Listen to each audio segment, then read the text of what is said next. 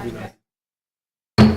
right. I would like to call to order the March 20th, 2023 regular board meeting of the State College Area School District Board of Directors. Thanks all for your patience. If everyone could please rise for the Pledge of Allegiance. I pledge allegiance to the flag of the United States of America and to the republic for which it stands, one nation, under God, indivisible, with liberty and justice for all.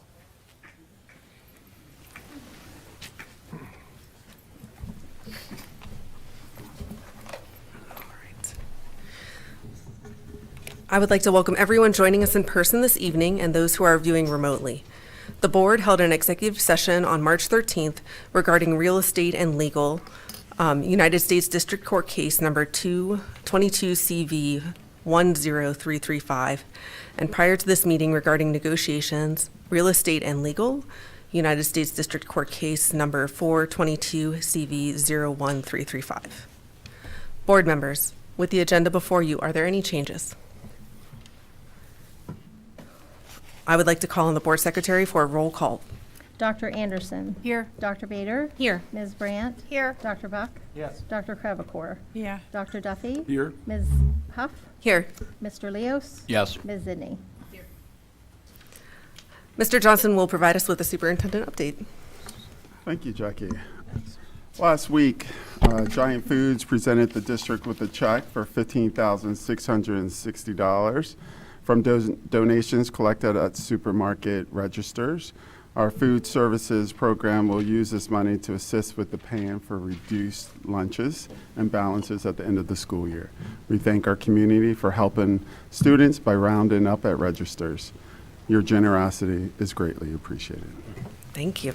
All right, thank you. I would like to welcome Grace Myersmith as the student representative for the fourth marking period. Grace is from Delta and will now provide an update on student activities. Thank you, Ms. Huff. Congratulations to our swimming and diving teams on great performances at the PIAA State Championships this past weekend. The girls' team finished fourth, led by a state championship for the 200-yard medley relay team of Jade Castro, Madison Watchke, Allie Cole, and Molly Workman. Other top three performances for the girls were Castro earned a silver medal in the girls' 100-yard backstroke and won a bronze in the 200-yard individual medley. The girls' 200-yard relay team of Workman, Watchke, Kelly Brownstead, and Castro earned a silver medal. Workman won bronze medals in the 50-yard and 100-yard freestyle events.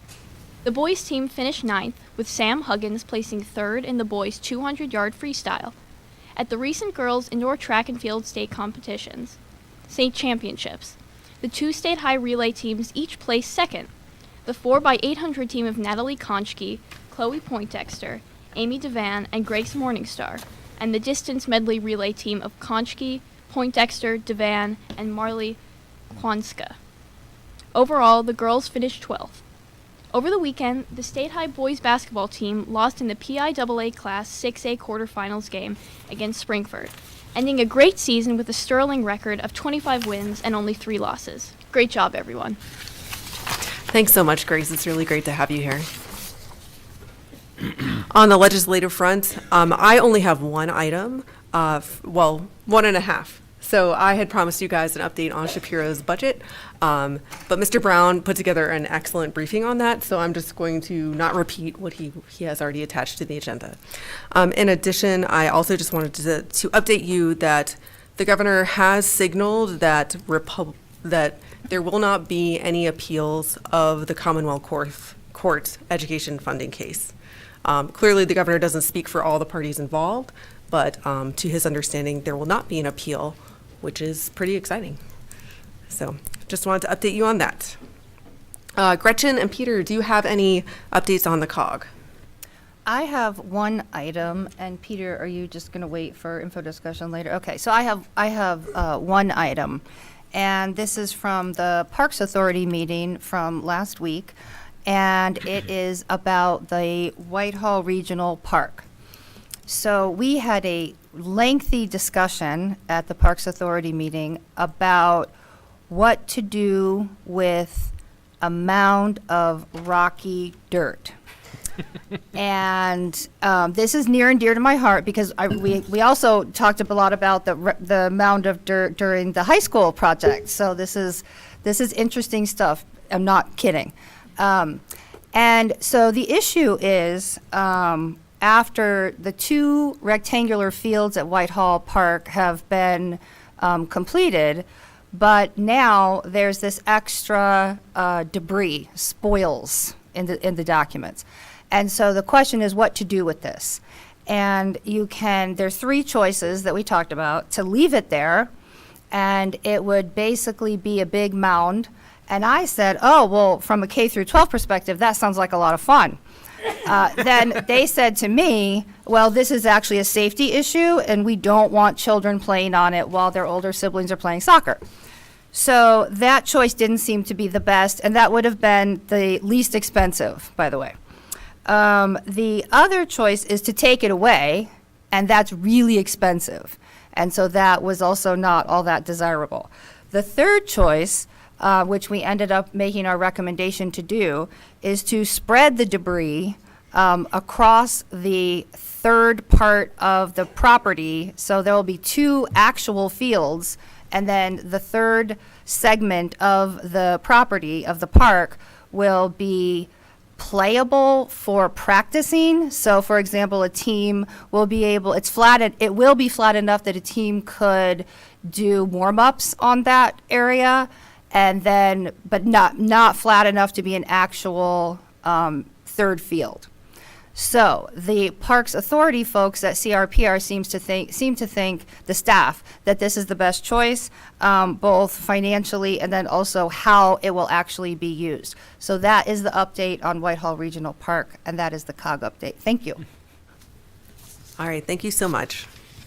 At this time, we will have public comment. Communication. Okay. I'm sorry. No, you're right. I missed communications. Go ahead. No, it's just kind of a answer to Dr. Anderson had basically asked last time why the clubs don't get paid, when they go away on competitions, and the sports teams do. And I thought that was a really good question because I was wondering about that too. And Ms. Brand said that has never been answered. So in trying to research this answer, I spoke to people, and I spoke to Mr. Johnson, and basically he says that sports are local, and so it's cheaper to pay for their travels than clubs, because clubs tend to be national, and if we're looking at the budget and all the clubs that we have, it would cost a lot. Now, we may want to revisit that, but that was the best explanation that I could find, so I just kind of wanted to give an update on that question. That's all. Yeah, I'd also just like to point out that we're going to have an update on, there is a briefing in item 7C about that as well. Okay. So it'll be coming up later in the meeting as well. All right, thank you. Okay. At this time, we have public comment. Each individual will be allotted up to 3 minutes for items discussed to this point on the agenda. For action items, public comment will be held just prior to voting on that item as required by the Sunshine Act.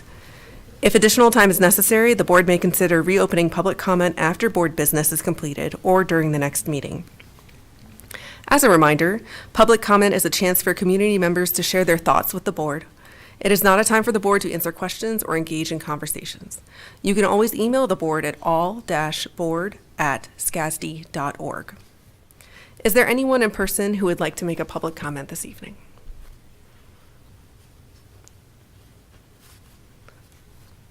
If you please come to the podium and state your name, you'll be able to make your comment. Thank you. I'm sorry, I'm Michelle Young, and I live in Ferguson Township. This is a last-minute comment. I just received a text to ask these questions because the topic is part of what's going to be discussed in the information portion of today's meeting. This is in regards to policy 320, and when I spoke with a handful of teachers and paras that I was associated with, the questions came up. Is it? Oh, yeah. Oh, So would you just, My bad. No, my bad. I can hold that. yeah, if you want to make that comment, when we bring that up, that would That's be fine. I'll great. hold that then. Thank you. Thanks so much, Dr. Bader, for noticing that. No, you're good. We look forward to your comment there, Ms. Young. There's a lot of policies, so understandable that some are on action and some are on info discussion. Is there anyone else here in person who would like to make a comment this evening? Is there anyone attending the meeting virtually who would like to make a comment? You can let us know by raising your hand in Zoom.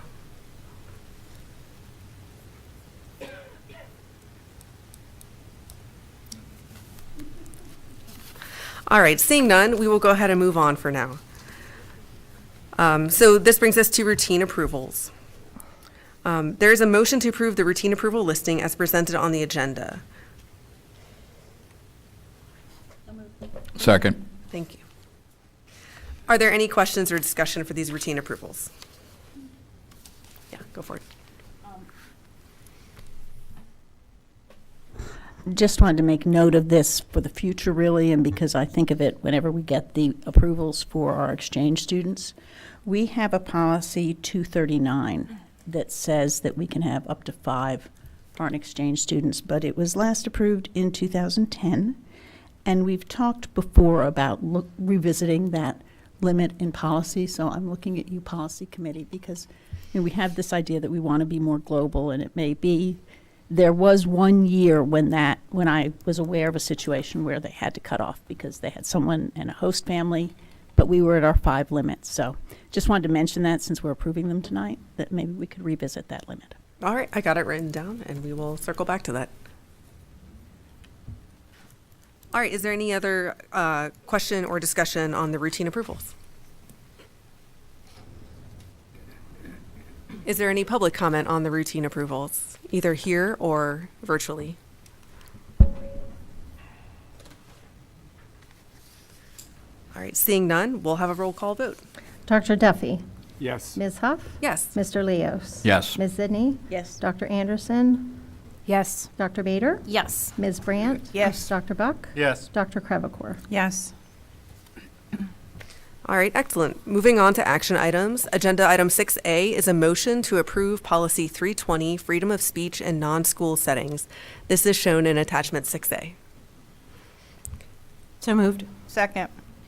Are there any questions or discussion? I had a question. Yes. It's not critical, but I wondered if this had come up during the discussion in policy. When I was looking around at some other districts that had this policy, they had a line that included, along with these refrain froms, that specifically said that the person should state that it was a personal opinion as opposed to a district opinion. And I'm wondering if we ever considered that as part of this policy.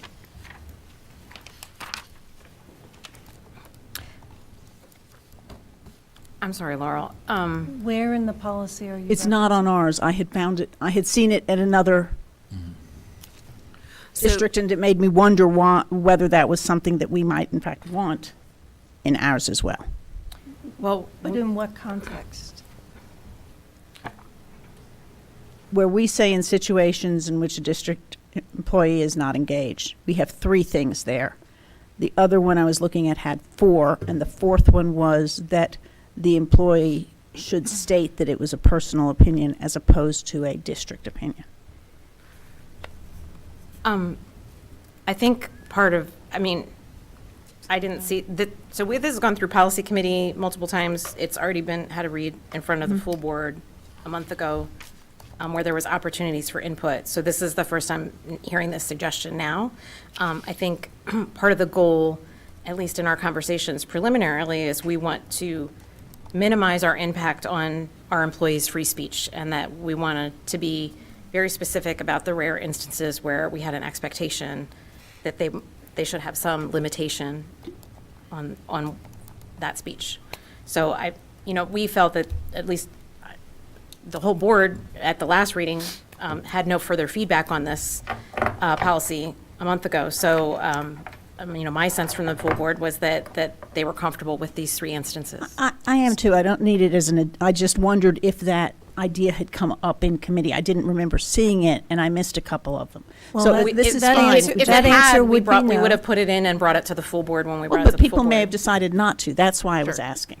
Yeah, we didn't. So- Okay, thank you. Doc- That's all I yeah. wondered. That was it. Dr. Eder, just to be safe, is there any legal reason we need to include that? I don't think, as far as a requirement, no, I don't Okay. think you have to. Yeah. All right, thank you. It was really just a point of information, I guess. Sure. All right, is there any other questions or discussion at the table? Is there any public comment on this item? Go. Yeah. Thank you. I'm Michelle Young. I'm from Ferguson Township. So the question that we had, I had brought the agenda items up online, and a few teachers and paras that follow some of the discussions that we have online asked some specific questions about this policy 320. There was some confusion on a couple of things. One item was in the policy and in the change, it discusses administration, and that that administrator, let's see, who's defined as administration? They couldn't find that anywhere. Is it a set of positions? Is it non-teacher employees? So some definition of who the administrator is and what entity of an administrator decides what's the district's interest. So it says here that it can't be, that freedom of speech must be balanced with the interests of the district. Well, how are those interests defined and who defines them? So those are some of the questions, basic questions that some of the teachers and paras that I spoke with had about this policy. Thanks.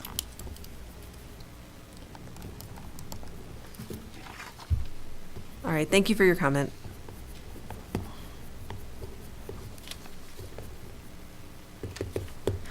All right, is there any other public comment on this item?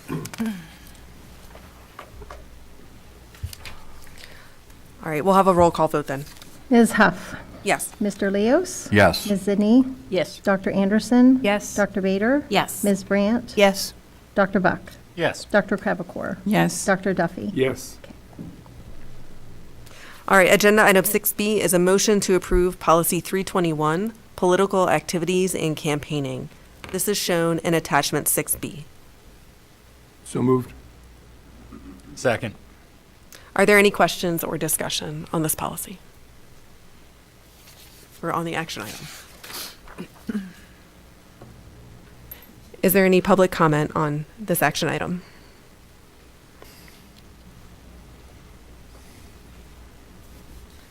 Okay. We'll have a roll call vote. Mr. Leos? Yes. Ms. Zinni? Dr. Anderson? Yes. Dr. Bader? Yes. Ms. Brandt? Yes. Dr. Buck? Yes. Dr. Crevecore? Yes. Dr. Duffy? Yes. Ms. Huff? Yes. All right, moving on, agenda item 6C is a motion to approve policy 709, building security. This is shown in attachment 6C. So moved. Second. Are there any questions or discussion? Is there any public comment on this item? We'll have a roll call vote. Ms. Zinni? Yes. Dr. Anderson? Yes. Dr. Bader? Yes. Ms. Brandt? Yes. Dr. Buck? Yes. Dr. Crevecore? Yes. Dr. Duffy? Yes. Ms. Huff? Yes. Mr. Leos? Yes.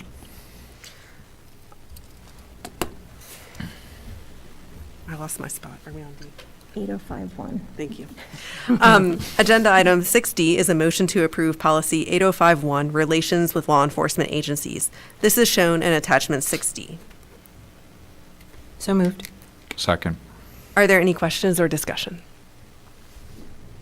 Yes, Dr. Buck. Yeah, so I think mainly for maybe a little bit of peace of mind and just for clarity, so under students with disabilities,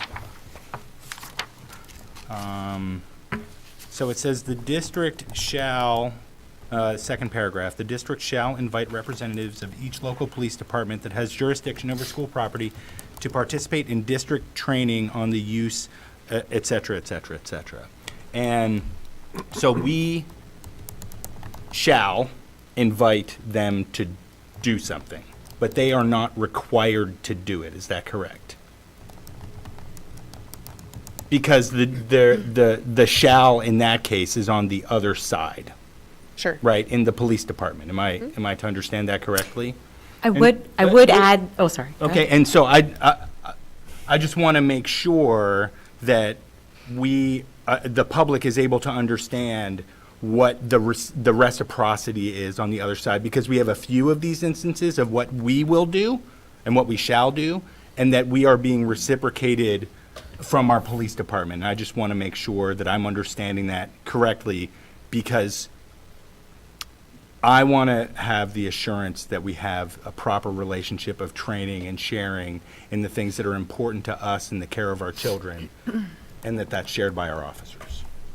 Can you respond to that, Mr. Johnson, or Mr. Eder, or Amy, Well, whoever? the one thing I was just going to clarify, because this is not the only policy in this category, so we had a lump sum of them. Yep. And there is also the policy about the memorandum of understanding. So you're correct that in this part of the policy, it's a shall, we shall do that, and not a requirement to force them to participate in that training. However, there are opportunities, I would imagine, the potential for discussion of that in their memorandums of understanding. Of course, that largely addresses our SROs directly, whereas this phrase is really opening it up to the entire police department to participate in those. I don't know whether we would have the ability to have an expectation that every single police officer in the department would partake of that, although that would certainly be heartwarming to see happen. Right. So for our current SROs, it's required. That's something that we do with administrators, with Heather Pringle and Katie Ricker. We provide them as much information about our special needs students as possible to help them with any foreseeable incident that may occur. So John Aston, for example, is well aware of our special needs students and has access to our demographics, so he knows when he's talking with certain students and where they. Great. Yeah, because this isn't the only one, and I just want, I think it's really important. That's a great That's the response. clarification, and this is to the whole police Yes. district. We do require our SROs to do exactly this thing. Right. But this portion of this policy is about opening it up to every police officer in our community to have that opportunity. It's a little bit dependent, I think, on the individual precincts and captains and such, whether they would encourage or require their staffers to do that, their police officers. And it's also part of their SRO training. Yeah. Thank you. Yeah. The relationship between these different policies is really important because it comes down to who is doing what and who's required to do what and when they do it. And so Yeah, and that's why we hopefully wanted to that bring wasn't them, more confusing. that's why we brought them together, because we wanted to try and marry them. Great. I think you have one more question, Jackie. Oh, yes, go ahead. I just want to echo Peter's question and Amy's response and Curtis's contribution to this discussion too.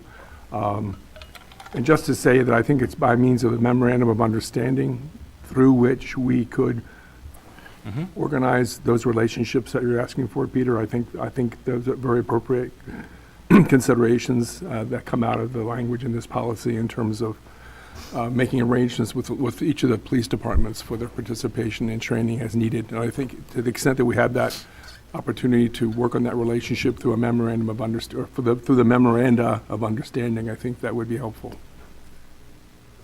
Thank you. Any other comment at the table? Is there any public comment on this item? Yes. Oh.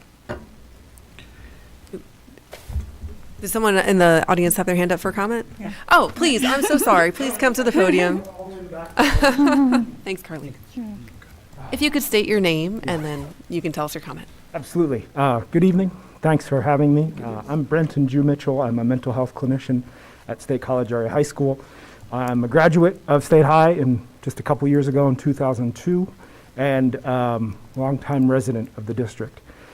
I first want to acknowledge that as somebody that's not white, there's an added level of concern about using my voice to advocate for students in relation to safety issues involving police because of the history of, not necessarily in this area, as much, but in other areas, and also being very visible in this community because of who I am, my relationships to the community, and being here. So it feels important to acknowledge that in terms of the shakiness of my voice and how I feel, and also to say that I'm a grown man, and that if I feel that, how do children feel?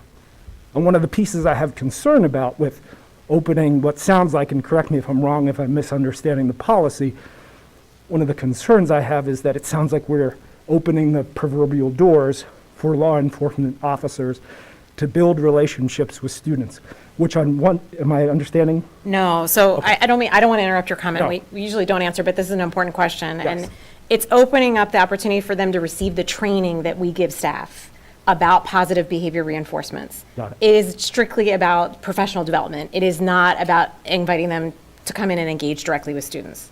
Terrific. Is that different than what you had understood? Absolutely, thanks. I rest my case. And anybody else, am I saying that? Correct. Yeah. Thank you so much for And your I comment. can understand why you would feel anxious about that. No, that's not the intent. All right, is there any other public comment on this action? All right, we'll have a roll call vote. Dr. Anderson. Yes. Dr. Bader. Yes. Ms. Brandt. Yes. Dr. Buck. Yes. Dr. Crevecore. Dr. Duffy. Yes. Ms. Huff. Yes. Mr. Leos. Yes. Ms. Zidney. All right, agenda item 6E is a motion to approve policy 805.2, school security personnel. This is shown in attachment 6E. So moved. Second. Are there any questions or comments? Dr. Buck. Yeah. So at that, like right at the very end, on page 6, school security guards shall successfully complete required training in accordance with law and district requirements. And it has a link there, and that link goes to Act 14, which is about school resource officers. But that last section is not. When I click on it, Peter, it says school security guards. Let me click it again. Maybe say again which one you were. 44? Yeah, 44. Mm-hmm. Goes to 1949, Act 14. That's what happens Okay. for me. Hold on. But where was it in the document? It's on Or page brown. 6. Do you have to? Is that the only way you can say 6? Yeah, sure. Hold on. It's actually page 7, Is it on page 7? I think. It's on Hold on, both. I See, gotta now get I back have, to I have all Wait. these tabs open. I went to the wrong This document. is like an episode of Oh, a bad TV show yes. right now, where everyone's messing around with their Okay, computers. at page 6, 44. end of page 6, school security guards shall provide the following services as directed by the district, and it's footnote 45.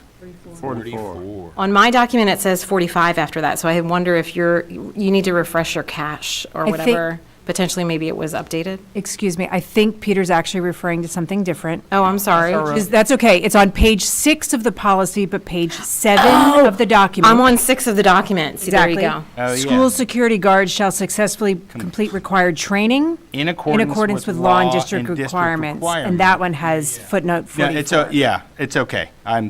I see what happened to my brain in the process of doing this, and we're good. Oh, okay. Okay. Bingo. Yep. Nice. Yeah, that's what threw me, the document versus the policy page. Thank you. All right, so it was a misunderstanding. Yes. Got it. Cool. All right, thank you. Are there any Those are other easy to fix. questions or discussions at the table?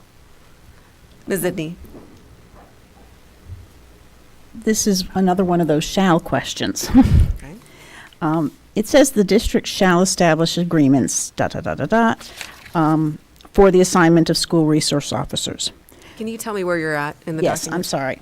I am on page 4 of the policy, where it says school resource officers, parenthesis, SROs, parenthesis. Okay. And right under there, The district shall establish agreements with appropriate municipal police departments in accordance with the provisions of law. so it says establish agreements about it. Does this mean that in this policy, we are saying that we will have school resources officers, or just that there will be an agreement so that if we wanted to, we could? I read it as the latter. Agreed. Okay, I just wanted to make sure that If we I have understood them, that. we would have agreement. Okay. Correct. That was really my concern. Yeah, and there's many schools across the state of Pennsylvania that don't. Right, well, don't have that's why I SRs. wanted to, it's those shalls get confusing. Sure. And the same thing further down it does about the contracted services.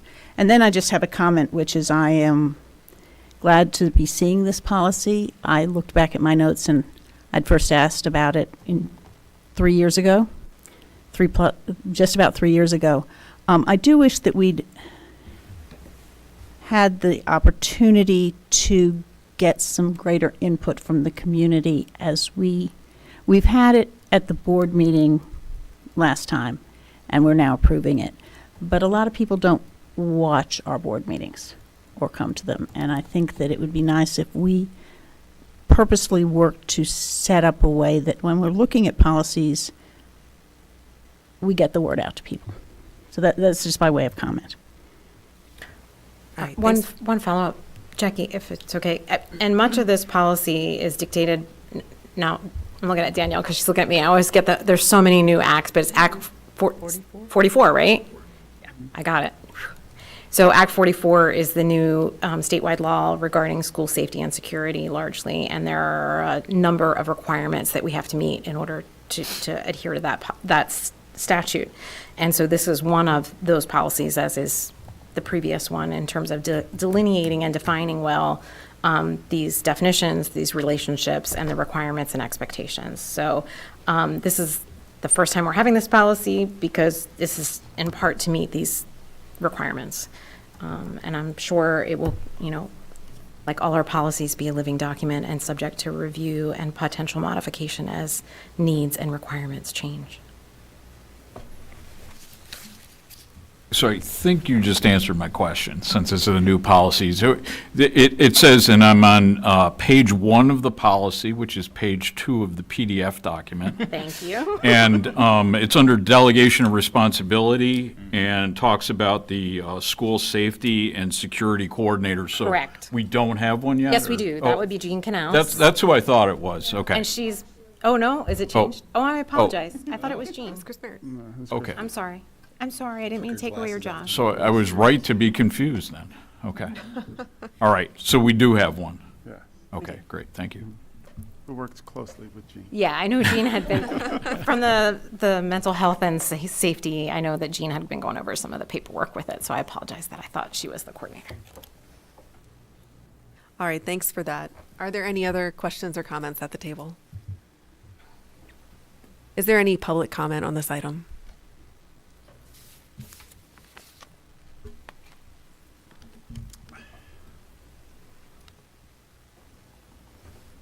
We'll have a roll call vote. Dr. Vader, Yes. Ms. Brandt? Yes. Dr. Buck? Yes. Dr. Crevacor? Yes. Dr. Duffy? Yes. Ms. Huff? Yes. Mr. Leos? Yes. Ms. Zidney? Yes. Dr. Anderson? Yes. All right, agenda item 6F is a motion to approve the purchase of food service equipment steamers. This is shown in attachment 6F. So moved. Second. Are there any questions or discussion? Is there any public comment on this item? We'll have a roll call vote. Ms. Brandt? Yes. Dr. Buck? Yes. Dr. Crevacor? Yes. Dr. Duffy? Yes. Ms. Huff? Yes. Mr. Leos? Yes. Ms. Sidney? Yes. Dr. Anderson? Yes. Dr. Bader? Yes. Steam away.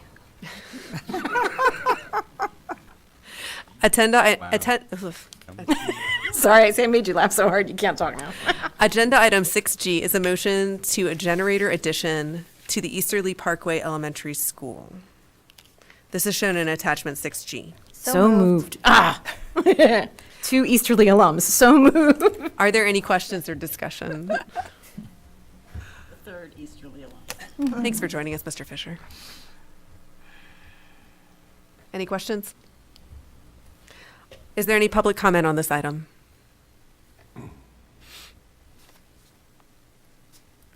We'll have a roll call vote. Dr. Buck? Yes. Dr. Crevacor? Yes. Dr. Duffy? Yes. Ms. Huff? Yes. Mr. Leos? Yes. Ms. Sidney? Yes. Dr. Anderson? Yes. Dr. Bader? Yes. Ms. Brandt? Yes. Agenda item 6H is a motion to approve a fire suppression system replacement at Grays Woods Elementary. This is shown in attachment 6H. So moved. Second. Are there any questions or discussion? I just want to be the first person to say thanks for your table again. We don't need to say it every time, but at least once this evening, we have to say thank you for the table that lays it all out so nicely for us. I automated it this year, so it's a little easier on me. Wow. Yeah, yeah, that's true. Is there any public comment on this item? We'll have a roll call vote. Dr. Crevecore. Yes. Dr. Duffy. Yes. Ms. Huff. Yes. Mr. Leos. Yes. Ms. Sidney. Yes. Dr. Anderson. Yes. Dr. Bader. Yes. Ms. Brandt. Yes. Dr. Buck. Yes. Agenda item 6I is a motion to approve a hot water pump replacement at Grays Woods Elementary. This is shown in attachment 6I. So moved. Moved. Seconded. Are there any questions or discussion? I have a question. Yeah. Hi. Looking into the variable frequency drives, I did learn that they do save a lot of energy, which is really important. But I also learned that they also require more maintenance. And is that true? And I was also looking at the estimate. That's a big difference. And I was wondering, do we have warranty? I mean, why is the estimate so much different from what was expected? So to answer your first question, anytime you add a piece of equipment, there's maintenance involved. With VFDs in particular, it's basically just cleaning, checking terminals, connections, that kind of thing. Yeah, but When they I- said that in connection, in comparison to the standard two-drive and the variable, you have more maintenance with the variable because it has more parts. And I don't know if it's true or not. These are some of the things that I was reading. So I was thinking that, is it a wash? We save one upfront cost with the energy, and then we have more maintenance in it. So I was wondering, do we have warranty on it? Yes, there's a 1-year parts and labor warranty on everything that's done. The drives themselves, the maintenance is negligible. There's really no moving parts in them, so it's just a matter of keeping them clean. Maybe once a year checking them, vacuuming them out, checking connections, and once that's done, we can kind of get a feel for how often we'd have to do that, depending on where they're located. If they're located in a nice clean closet, there's no issues. If they're in a mechanical room like these would be, a little more dust, a little more dirt, we have to keep an eye on the cleanliness of them. But really, that's the only maintenance item. But it would be the same thing now for like a disconnect, which is what's there now, right? It's still an electrical connection that we want to keep clean. And the warranty on is a year. Is the lifespan on it about like 10, 15 years? 10 or 15 years. I mean, VFDs anymore are pretty robust. It's in all my years, we've had very few problems in all industries with VFDs. They're pretty robust as long as you don't get them wet. Okay, thank you. Any other questions or discussion at the board table? Any public comment on this item?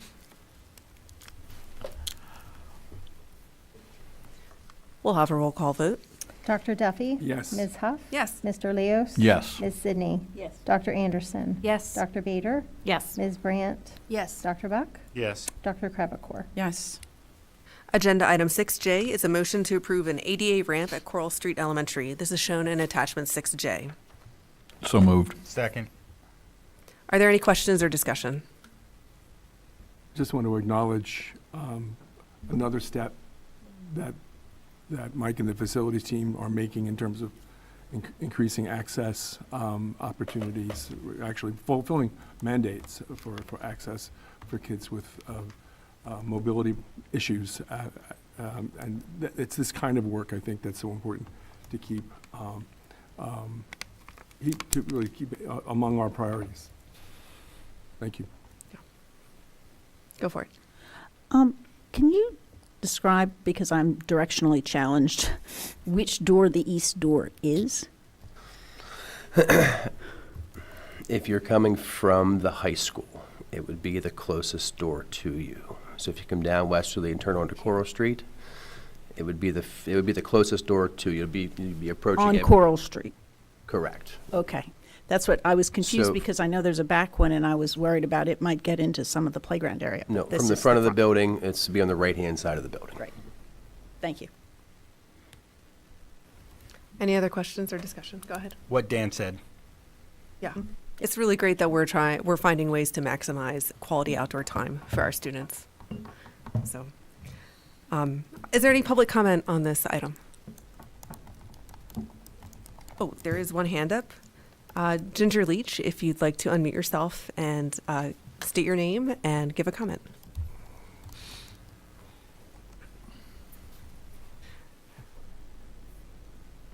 There you go.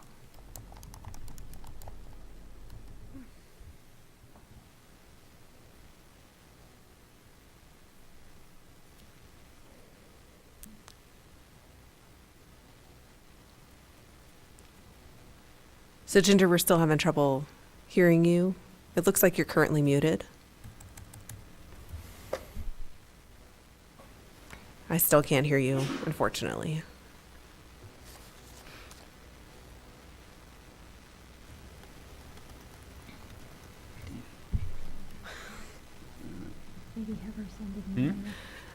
Yeah, Ms. Leach, I'm so sorry we're having some technical difficulties, but we would love to hear from you via email.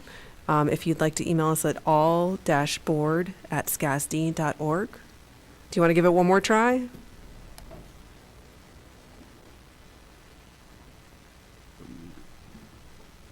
As host, are you able to unmute her? They she unmuted several times, but we still weren't able to hear her. At least you could email us. Yeah, Yeah.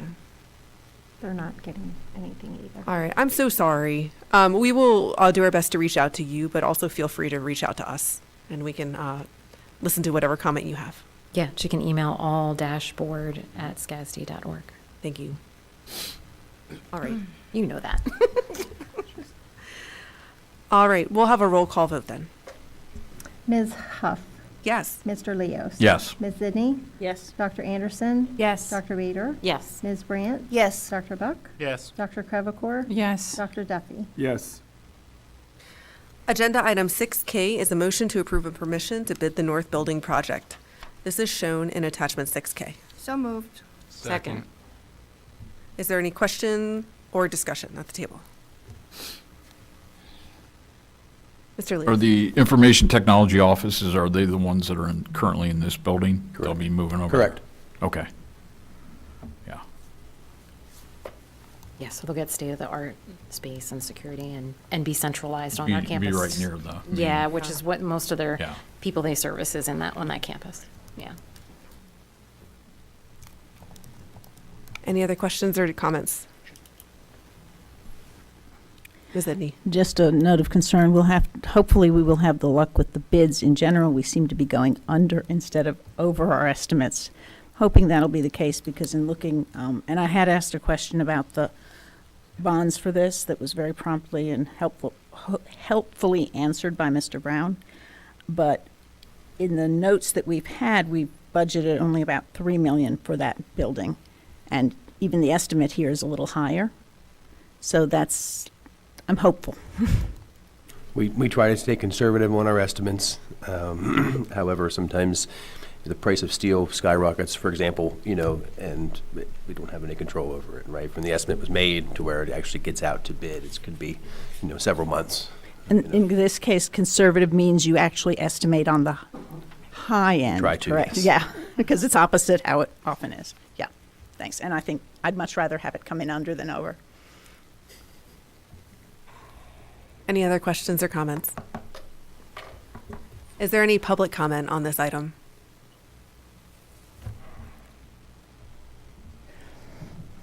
We'll have a roll call vote. Mr. Leos. Yes. Ms. Zidney. Yes. Dr. Anderson. Yes. Dr. Bader. Yes. Ms. Brandt. Yes. Dr. Buck. Yes. Dr. Crevecore. Yes. Dr. Duffy. Yes. Ms. Huff. Yes. All right, moving on to information discussion. Dr. Buck will kick off with an update of the solar power purchase agreement. And I will hand this over to Mr. Brown. Thank you, Dr. Buck. Yes, thank you. As many, if not all, of our updates thus far on the solar power purchase agreement have become from a combination of board members and myself. This one actually is primarily from the administration. Just to refresh the many viewers that we have, I'm sure, tonight, as well as those that are in person, just to let them all know that the SPPA has been a member, a 15-member organization from across Center County. Now we're down to 13 members. But the goal was to research available opportunities for purchasing power collectively, solar power collectively. And we have had two board representatives that have been the voting members in this working group. Originally, it was Ms. Brandt and Mr. Leos, and now it's Dr. Buck and Ms. Brandt. And I continue to provide administrative support for not only our board members, but also the working group, and then also serve as a voting alternate if neither of those individuals are able to participate in a meeting. This recommendation, this memo is coming from the three of us, but the recommendation is actually coming from the administration because I'm the one that has the wonderful opportunity to purchase electricity. Unfortunately, the solar power is not going to be available for July 1 when our contract runs out. And so before making a formal recommendation and going through different avenues that we have in the past or other avenues available to us, wanted to remind you that our current agreement is running out, and wanted to discuss the two opportunities for buying electricity post June 30 and let you know that eventually we're going to have to move to our retail service provider through this working group. Again, there was only one bidder, which was not that surprising given our locale. And so knowing that we're going to have to move and knowing that the price differential should not be too significant between what is available on the open market, excuse me, the market that our utility consultant could gather for us, or the retail services provider would be able to provide. Wanted to let you know that those two options exist and make a recommendation. At this point, we would expect that we would be buying traditional power from the retail services provider for approximately 18 months until the solar project is completed at this point in time. Does anybody have any questions or comments? Would like to know if basically my goal is, do you support that action, or do you want to understand more deeply the other alternatives, or do you not support that action? Does that make sense from the two of you? Yeah, and just hopefully this doesn't make this more complicated. Always a risk. But this retail supplier, when we had talked last year about this and we were talking about the sleeving option, this is basically the retail provider does that thing. And so this is that function. That's basically what's happening. If anyone has that in their memory, great. If not, just listen to what Randy just said. Still made sense, so I get it. Awesome. And by sleeving, we mean overlap, essentially. By sleeving, we mean that there's a sleeve around the solar power purchase agreement when it shows up, and they manage the thing as it's, because otherwise we'd be dealing with the solar developer and a retail services provider, and we would have these two different contracts and trying to do that. And guess who doesn't want to do that? Right. This is Randy. it's transition. Right? Manages transition. Yeah. So it just takes care. It just takes care of it, and its management, and they're prepared to do that. Whereas our current does not do that. I want to thank Randy too for clarifying the nature of the memo and the relationships with the people involved, and trying to differentiate between the role of the board and the role of the administration, which can sometimes be confusing. Thank you. Sure. Okay. Thanks. I mean, in general, what you had to say, Peter, was very helpful, because without that piece, that they would be providing the management of moving from one contract to the next, it was not clear to me why we wouldn't get bids from both and pick the lower cost. What I'm hearing from your presentation, Randy, is we expect the cost to be approximately equal anyway, because it's a short-term contract and therefore there shouldn't be much difference in price. And if they provide an extra service in addition, then that's great. But absent that, I would want to see the difference in cost. Thanks. Thank you. Good team. Go team.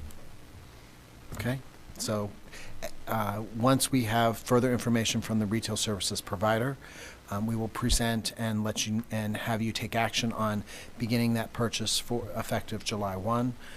That's one of the contracts that we're still working on finalizing, and hopefully we'll have that later this week or early next week. So I suspect for your next meeting, we'll have a further update, not necessarily the contract, but further information for you. All right. Any other questions or discussion from the table? Mr. Brown, did you get the info you needed from us? I did. Thank you. All right. Thank you so much. All right. I'd now like to, so sorry.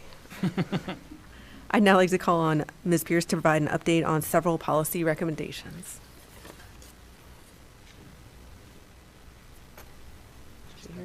Oh, Where'd she go? It's okay. I'm totally going to knock it over to Dr. Bader for now. Oh, I can do that. Yeah, sure. Or we can probably start the discussion, and then she can Absolutely. join us when she's able. So let me see where the first one is here.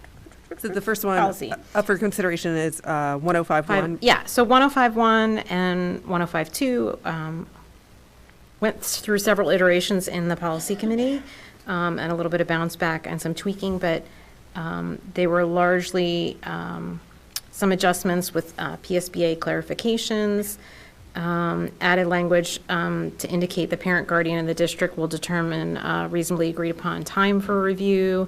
So we tried to make some adjustments that reflected our current practices in terms in that section about the coordination between an administrator and a parent, guardian in section 105.1. So the bolded material were new additions or changes to the previous policy. So there's quite a bit there that was added as a result of PSBA review for 105.1, but that goes together with 105.2 as well. Should we see if there's discussion on those two first? Yeah, I think that makes Are sense. there any questions or discussion on 1051 or 1052? Ms. Zidney? Go ahead. Oh, Laura. sorry. Go ahead, Laura. Sorry. Yeah, I appreciated that adjustment on the coming up with the meeting time.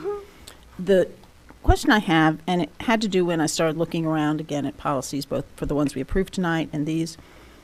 So different districts have slightly different versions, even though they come from PSBA. The title is the same. It ranges from minor differences to major differences. And it would be helpful to me in the future if we could see whatever the straightforward thing that comes from PSBA is, so we can see the places that we are just doing what they say. Well, point of clarification. So this isn't a new policy that was suggested by PSBA. This is part of our policy review process that we hired PSBA to do with us. So they look at our policy and make recommendations and changes to it. So that would be a reason why we would be different than other districts. If they have not employed those services and opted to pursue those updates through PSBA, then their policy could be either untouched or they haven't received recommendations from PSBA. So it's a little challenging to compare between districts. I wasn't trying to do that. And Laurel, we do, I'm not saying we're perfect, but the vast majority of the time, if the Policy Development Committee changes what PSBA gives us, you'll see it in blue. So if it's bold, it's from PSBA. If it's in blue, it's from the committee. Well, actually, we did make some changes in this one, Linda, and those Oh. are not in blue. So All just to right. clarify, that may have gotten We will go back misplaced. to that. Yeah. Well, I mean, that was, I realized this was recommendations, but even so, we don't have to take every recommendation they make. Correct. And we we don't. don't. And we And that's don't. where I was asking about, both for new ones and for this. It would just be helpful to me if somewhere we saw both the the That's version really with the challenging to strike-throughs track that, and the that amount edits. of, that's really challenging to track that number of edits. So it's not, I actually wasn't even asking for the edits. I assumed, and I may be wrong about this, that at some point, some email or document came from PSBA that said, these are our recommendations, and it had a. No, we received Jackie. from the from. Yes. I mean, that just sounds like an onerous amount of tracking of everything, and we should just deal with the thing that is in front of us from the committee for expediency. And if one member of the board doesn't like it, then they can choose to critique it that way, which you're critiquing. I'm sorry, one of our board members is critiquing the process, and I just don't find that to be very useful. Like, vote on or critique the thing that is in front of us, and if a board member wants to be a part of the review, then go to the policy committee and be a part of the policy review. I'll try again. All I'm saying, and I'm not talking about tracking, because that, yes, we can follow. That, for instance, something here has changed. I get that. I don't know if, for all I know, and I don't know, this was, the way it's written now is actually how PSBA suggested it, and we changed it, and now we've changed it back. I just don't know. So I'm not asking for lots of iterations. Just for, what's the starting point? I gave you the briefing of the evolution of the document, and it would be really helpful, I think, to the administration if we could actually discuss the contents of the policy. So I think my suggestion would be to go back into the policy, like the first reading of the policy in the policy committee would pretty much be the baseline. That's on the agenda. Yeah, that's on the agenda. agenda. I'm trying to ask. And so, yeah, if you go back into the policy, we should be able to do that. In the board docs, go into board docs and Yeah. and find that original draft that was presented. I just didn't know if that was the original, that's all. Yeah, so Jeannie presents those, but she's basically taking the PSB recommendations and giving them to us, Okay. is my understanding. That's really all I was looking for. With some boxes and some In the same Yeah. story. context. There are some, like one the committee will be discussing on Friday, that will be changed greatly from what PSBA suggested. Well, we'll deal with that on Friday. And we believe we have a wonderful reason for it. Great. And we'll document that in the minutes. Okay. All right. Are there any other questions about 105.1 and 105.2? I did have a question, but it was resolved before the meeting. I Okay. checked in with Linda about this. And it had to do with our efforts to integrate equity into everything we're doing, including the language of policy. And in both of these policies, it refers to the importance of the requirement that families who are requesting a change, that they do so in writing. They document it in writing. Now, not all families have the capacity to put their thoughts into writing in a way they might not be comfortable, not feeling that through their own school experience, they may not feel comfortable writing stuff down like that. It may be a question of the English not being their primary language. And so the question I asked was, should we make a reference in the language of the policy that indicates that in certain instances, as needed, will provide assistance to the families in doing the work of writing this stuff down. And in talking about this, and Linda, you may want to explain this, because this came from something you were saying. Well, Not that I don't want to repeat this or came relate from a what you're talking about. discussion in the Policy Development Committee. So if you go to the homepage in Board Docs, welcome. Lynn has added a paragraph that says the State College Area School District is committed to ensuring all individuals have equal opportunity to access and review policies and administrative guidelines, including those posted through electronic platforms such as this. If you need assistance, please contact the SCASD Human Resources Office and provides the phone number. So that's on Board Docs. We are also going to add that on the SCASD homepage, as well as the home pages of all the links. They're at the top of our page, the for families, about the district, human resources. So there'll be, that information will be on all of those home pages. Thank you. Linda, So is this it supposed to be on the front of, like that square, that box we were thinking it was going to be on the policy page? No, you have to go to the welcome. Oh, okay, because I didn't see it right away. Board doc- Kathy has also added a tab in the policies under, and it's called accessibility. Oh, I see that at the bottom. Awesome, wonderful. Or the on that box. Gotcha. I didn't know that. She did, yeah, she has a little one on the bottom there. That's really great. Thank you so much for doing that. That was a great discussion we had in the Yes. committee meeting. Yep. Did you have anything further, Dr. Duffy? It's just that, thinking about how systems work, of course, I would hope and expect that the administrative role at the local level would also participate in this. And if they determine there's a situation where someone needs assistance, they can simply provide the parent with that assistance to provide whatever documents necessary. So, but I think if we all work together, essentially, we don't have to change every single policy document to reflect these goals for equity. We can do this in larger ways. Thank you. Thank you. Yeah, go for it. So these are actually about the content. Okay. Two things. One, I'm wondering about the change that was made, and it's noted, which I appreciate, in the box at the top, that it had the previous version that we had seen said under number 5. Hey, Laurel, can I just ask you which policy you're looking at? I'm sorry. I thought we were all still on 105.1. Are we doing them together? 1 and 2, but I just wanted to Okay, I was on clarify. 1. Thank you.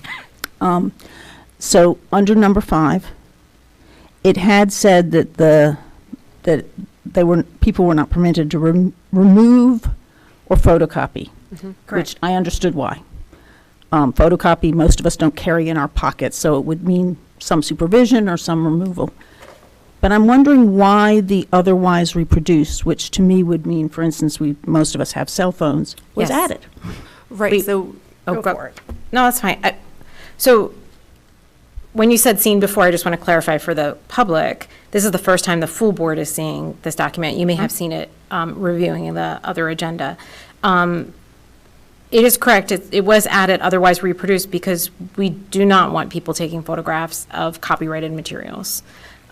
So that is not permitted for people to photocopy the materials. That was told to us by the administration when they have the public come in to review these materials. They are not permitted to do that, and we felt it was good to have it in the policy so those individuals were aware in advance before they came to view the documents that that was not permitted. So that was the intent of adding that phrase, so that was upfront in the policy. So is that, because I know other times in places that there's been copyrighted things, usually it's said that you can do a certain number of pages, or for private use, you just can't resell. So I guess this is a question for Dr. Etter then, in terms of the copyright and that's Well, applicability. it isn't just copyright, though. What if the materials the parent wants to look at or is a test? And to duplicate that test, an unethical person could then distribute it. So We discussed at length, yeah, in the there committee are meeting. documents that really should be private, not private, that the teacher wants to keep so they can use them in another year. Okay, I knew it said assessment techniques. I had not thought that this necessarily applied to the assessments themselves. So then just one other question. You had said, this says that there will be administrative regulations when it comes forward for a vote. Will those be with it? We don't vote on them, but we have been attaching them for us to see when the policy comes forward.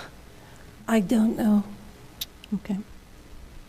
Little swamped right now. Yeah, it is. I agree with you, Laurel. That is something that was a big part of our discussion of moving some things to regulations, and that certainly is the ideal and my preference in general. But in all honesty, now sitting in the policy chair seat, the volume of things that we're trying to tackle, because we are so outdated, I'm sure as you guys read through the agenda for tonight, several of the policies coming to us haven't been reviewed in 15 or 20 years. And there's quite a lot of that in our policy manual. So it's not the ideal, but I do think we have to temper our expectations of what is going to be available and achievable by administration to have ready versus what we want to achieve in terms of updating some pretty substantially old policies. I would concur there might be some instances where some particularly sensitive policy we might ask the administration to prioritize those administrative regulations potentially. But I'm not sure in this case, there's a lot of detail in a lot of the policies that we're bringing forward tonight. So I think there would probably be very little additional detail in the administrative regulations for these. At least as the chair, I'm comfortable bringing them to the full board without them. Jackie? Yes. Thank you. So, I don't know if it is addressed here, if it would be addressed in another policy, and I don't know what it is, or if it would be an administrative regulation. I know that there are teachers in this district who have spoken with me, perhaps with some of you, about believing that they are being harassed by people either in our community or outside of our community about what they are teaching in classrooms. And I'm wondering how this policy or administrative regulation or another policy, if we don't have the answer at the table right now, it's fine, how those teachers are being protected from harassment by people saying, we need to be able to see everything all the time, especially if they deem it inflammatory. Just to clarify one part, so this policy, these instances are run through the curriculum house, and Chris, it looks like, may be coming to share some more information. But what this policy spells out is the process when a parent wants to review those materials, and that is handled by the curriculum house. It's not a teacher that has to go through that process. So that's one clarification. Right, no, I'll let you it add says more. that here. Yeah. Yeah, we have a process for that we use, and they usually are supported by their coordinator and the curriculum director in those requests. But I understand what you're referencing, Dr. Buck. Thank you. If you could not go anywhere. So is this different? So when we go to adopt a curriculum, and then there's a period of review, like a new textbook, for instance, is this contained in this policy, or is that a separate policy? I think you're referring to, it's a separate policy. Okay. Curriculum policy is separate, and then there's also instructional materials, new textbooks. That is a different policy as well. Okay. Those are on public display for 30 days. Right. The curriculum, we usually present at a board meeting and then ask for action at a later board meeting. It might be one or two later. There's not a specific time. We have to wait.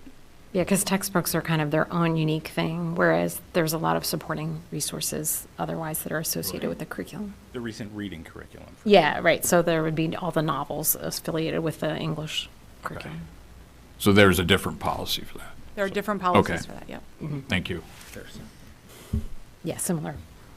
All right, are there any other comments on these first two policies, 1051 and 1052? All right, go ahead. I'm looking at I'm looking at point 1, and it specifically says this is instruction, and we don't, as a board, approve instruction. We approve curricula and scope and sequence, and things like textbooks, but not really instruction and some of the other instructional materials that people use. And I guess my question is how this policy works if people don't necessarily know what instruction they might have concerns about. And especially because this, I believe, and this is a question, some of this we're legally required to have this option for parents. So it's not like we could just say, okay, we'll scrap the whole thing. We've really got to have it, and yet how do people know what the instruction or instructional materials will be if we're not approving them ahead of time? I don't mean to cut you off. So one clarification I want to make is, because I think some people have glanced at this policy and potentially even in the community and just the exemption from instruction. And this is actually very specific. This is exemption from instruction for conflicting with their religious beliefs. So because, I don't discount your question, there may there's always the possibility that something will come up in a classroom that a parent can't anticipate. But if your religious beliefs preclude your student from having, say, any sex education, then that's something a parent would know up front and could come annually and say, my religious beliefs are such that I don't want my child to receive any public ed sex education, and so therefore I want them exempted from instruction. I think that's a common one that has come up in some instances. So I think the origination, and because it's about religious beliefs, there's the idea that, you know what your religious beliefs are and what might be in conflict with that, is one big piece, I think, of the approach. But Chris, did you? So the curriculum is based like topically and thematically, and so if you look at that, and also based on standards, so if you look at that and see something in there that looks like your child is receiving instruction in that unit, I think that's when the communication really is best between the parent and the teacher. If the parent has questions about that, and the teacher can answer that, and it may or may not actually end up being a religious objection, depending on the topic. So I think that that communication is important. And then when they can opt out from a religious exemption in writing, the specific parts that they are opting out of. Is it the whole unit? Is it just lessons on this particular topic, et cetera? Does that answer your question? Okay, great. Linda, do you want to say anything about 7-Eleven before we open up discussion on that one? Was this the last one about 105.2? Oh, I'm sorry. Just making sure. Yep, nope, good. Any other So, and comments? these are a packet, so barring any major objections, then these two, I'm taking it, do not need to go back to policy and could potentially come forward as an action item within a month. Okay, great. I like to check my boxes and know what my buckets are. Okay, thanks. Right now, we have two policies. We have policy 711, which is video surveillance on buses, and we have policy 810.2, which is surveillance in the buildings. PSBA has offered some suggestions for changes. We decided it would make sense to combine the two, since we're talking video surveillance. So there really isn't a whole lot new and different. You'll notice there's very little bold.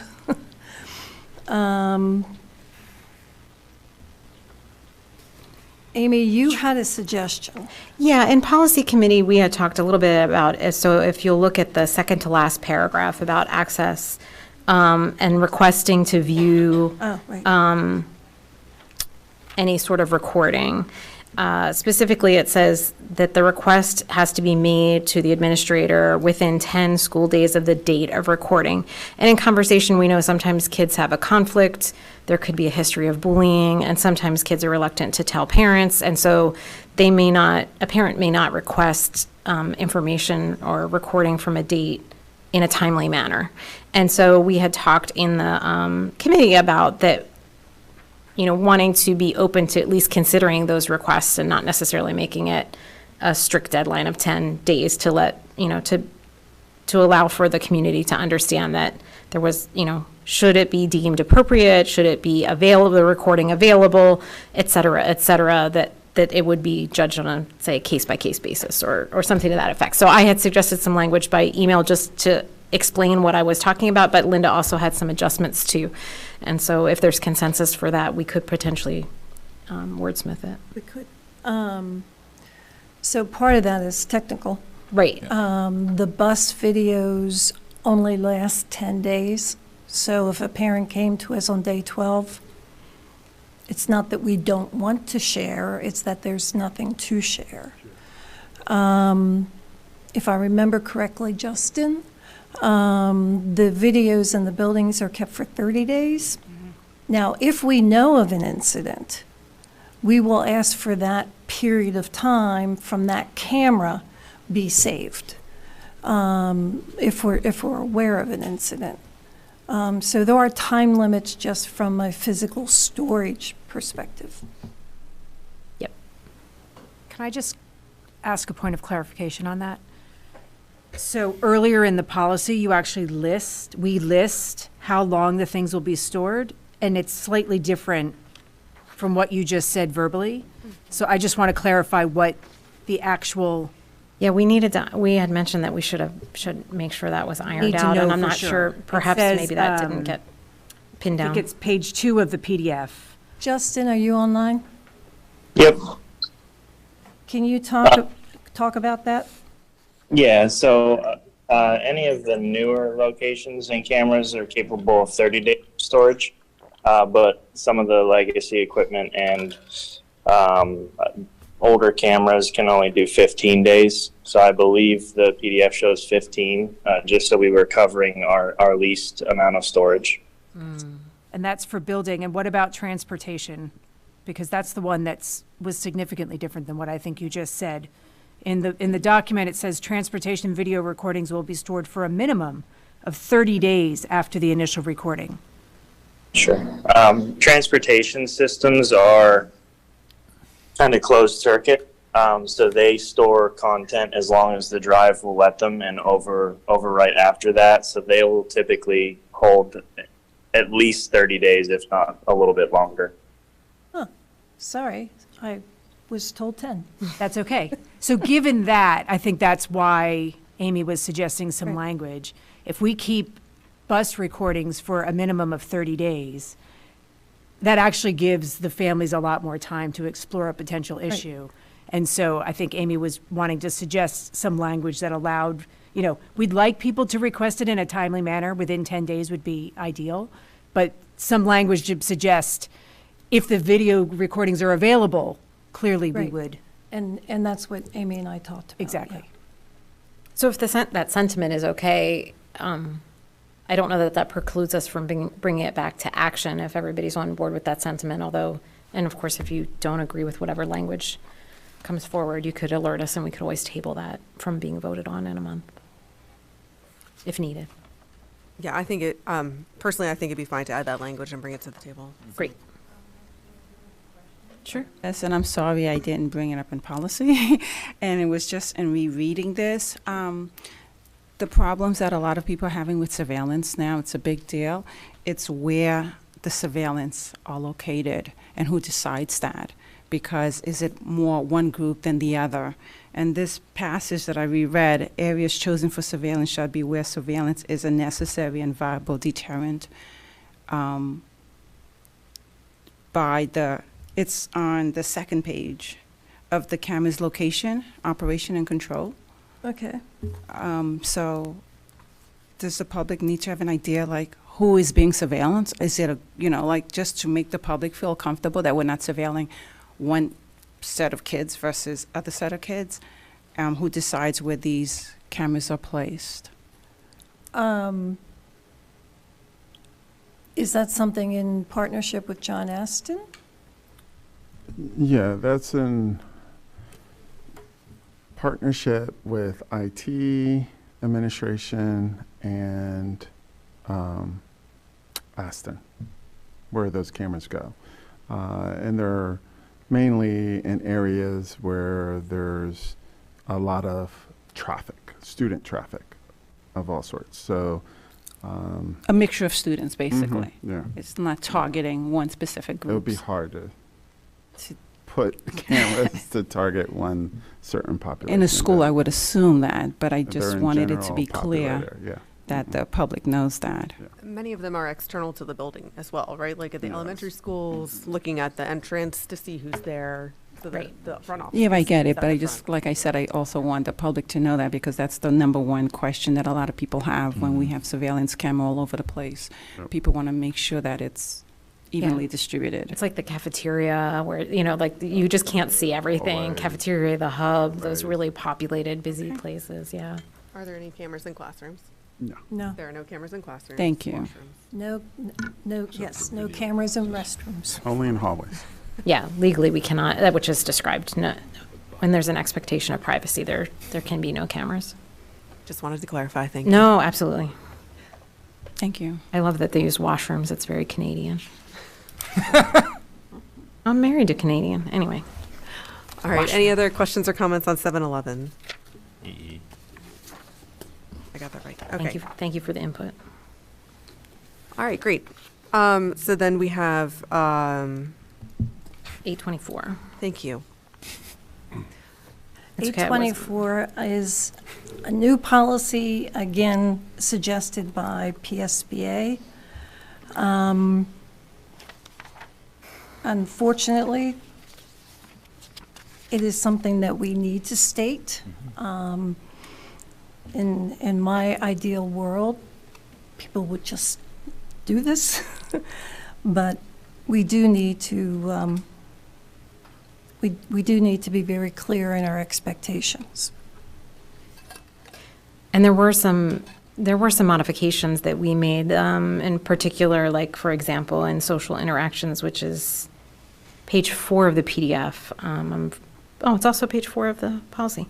Some examples were given about touching students that we understand that there's some nuance in regard to the developmental stage of different students, and that may temper the situation between adults and students. So we talked a lot about not wanting teachers to feel inhibited from being emotionally supportive to their students. And so that's why some of the language is there about a student-initiated hug. Like, we certainly aren't expecting that our teachers aren't going to hug a student back when they're having a bad day or something like that. And that was lacking from the PSBA version. So those were adjustments that the administration worked through with some discussion at the policy committee team. So just some other context.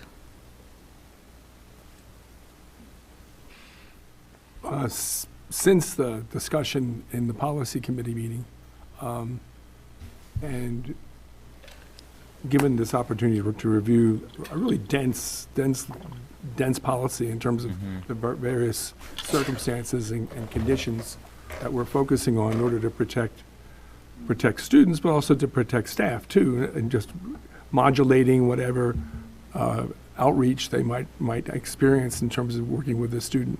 That they need to know that something could be taken differently than what they might be intending through their behavior. As I was reading through this, I don't have any real problems with it. Obviously, it's a very good summary of all the various ways a person could begin to groom a potential victim, among other circumstances that could arise. But there's one that I think that came to mind, and I'm wondering whether in introducing this to the staff, whether we want to offer some kind of tangible, in a sense, three-dimensional examples of things that would fall under the umbrella of this policy, and those that would not be hindered, if you will, through this policy.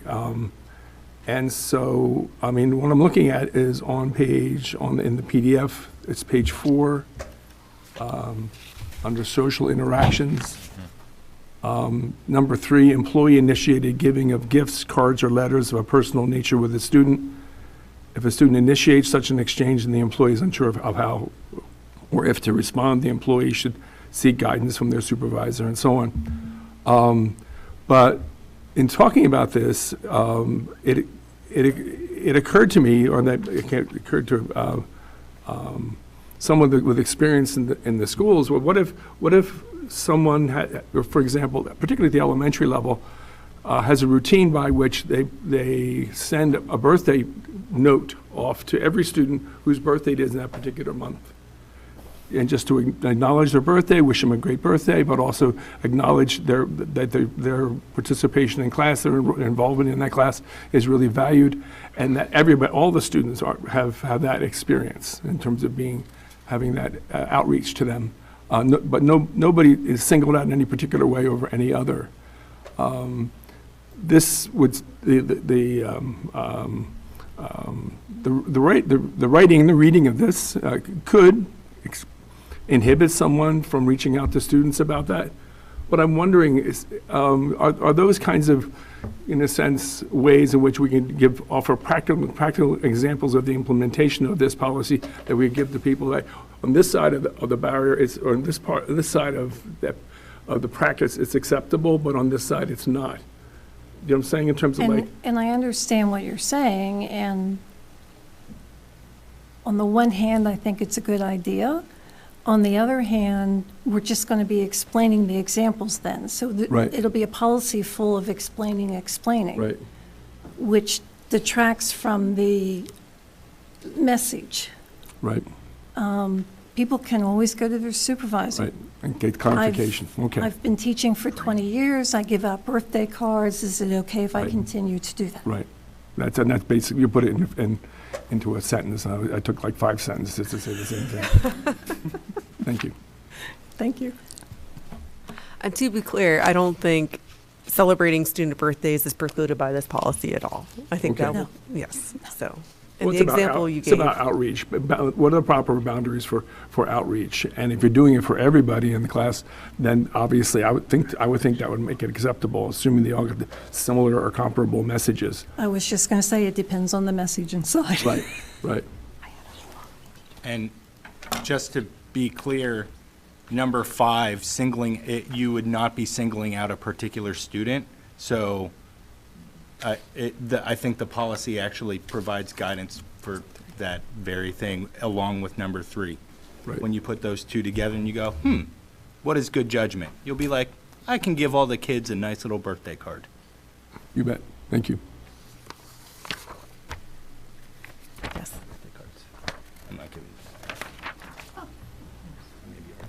Could you talk about number 16 a little? I guess I'm trying to figure out, because we have specifically brought in some counselors who, my understanding was, in fact, that students are invited to initiate discussions with them of a personal nature.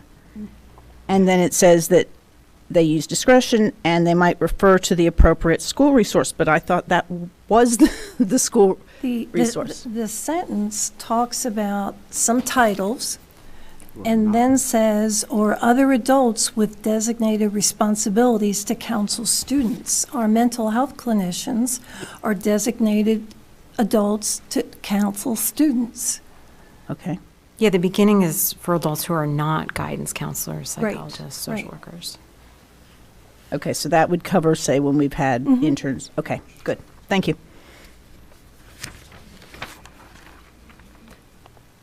Any other questions or comments? Ms. Pierce, thank you so much. Thank you. Thank you. So Thank you, Ms. Merritt, as well. being this is such a meaty one, and we did get a little feedback and questions, and it seems things are clarified. Am I correct to assume that we're good to bring this back for a vote? Okay. Yeah. I just want to say it each time, because sometimes when we come back for a vote, then there's a lot of questions, which I understand can happen, and sometimes we think of things later, but I just want to make sure we're. That happened every time. I know, I'm going to still ask this, I just want to. I really appreciate everyone's diligence and patience with this process. I know it's long and arduous, but we're gonna end up with a much leaner, better set of policies. I think so too. And I know it is a little confusing, like what you saw when, especially if you're part of the policy committee or you're attending some of those meetings. The bounce back and forth of iterations gets a little confusing. So I appreciate people's patience in trying to remember when we saw this and what iteration is in front of you. But hopefully these will be back next time. And in a thank you to month. the policy committee, because that's a lot of work that we all are benefiting from your work. Thank you. All right, Mr. Brown has joined us to provide an update on the 2023-2024 budget development process.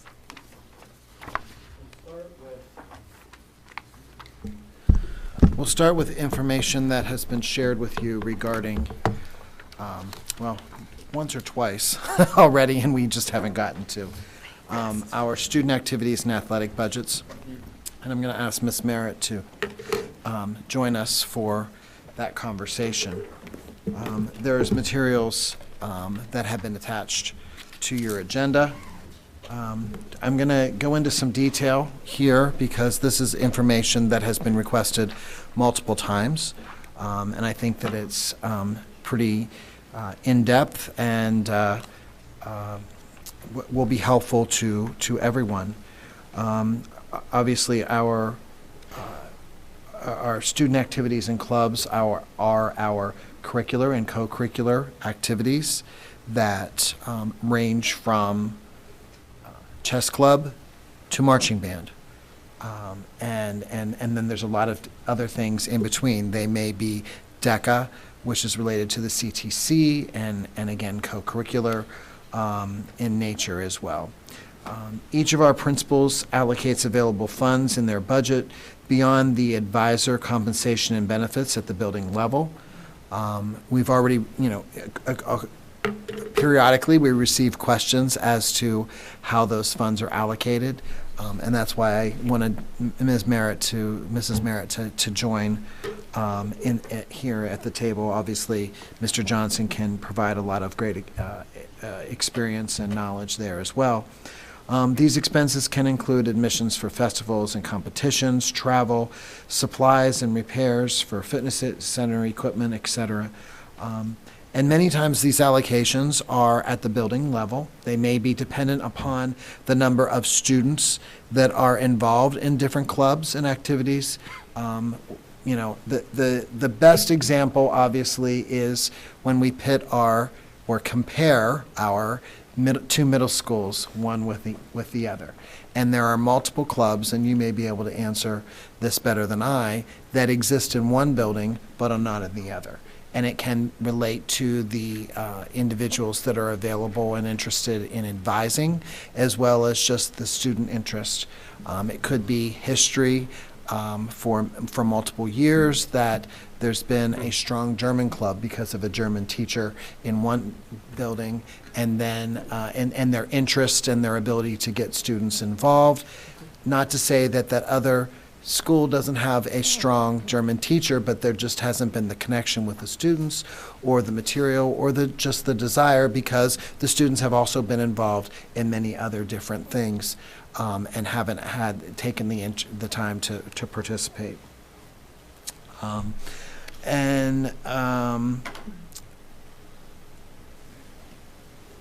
Sorry, I lost where I was going. Co-curricular. The term co-curricular refers to the activities and learning experiences that take place in school alongside an academic curriculum, versus extracurricular refers to activities and clubs that take place in addition to an academic curriculum. Could you speak to that a little bit more clearly than I can? Sure. So music might be one of those. So we may have a co-curricular group that you have to be part of the music program in order to participate in the co-curricular activity. Does that make sense? It's just one example.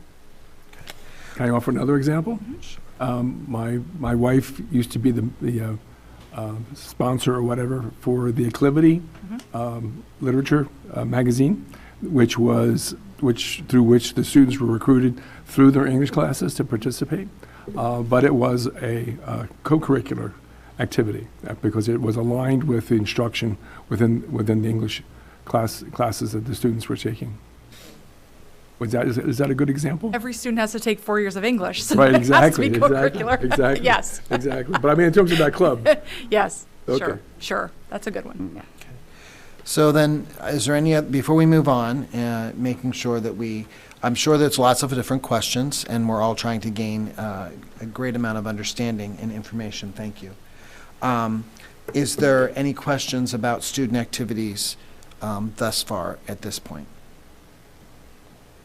And there'll be time for more questions later. Yes, Laura. And this may be coming, but some activities are in here and others aren't. And I'm wondering if there's a history or why Science Bowl, but not the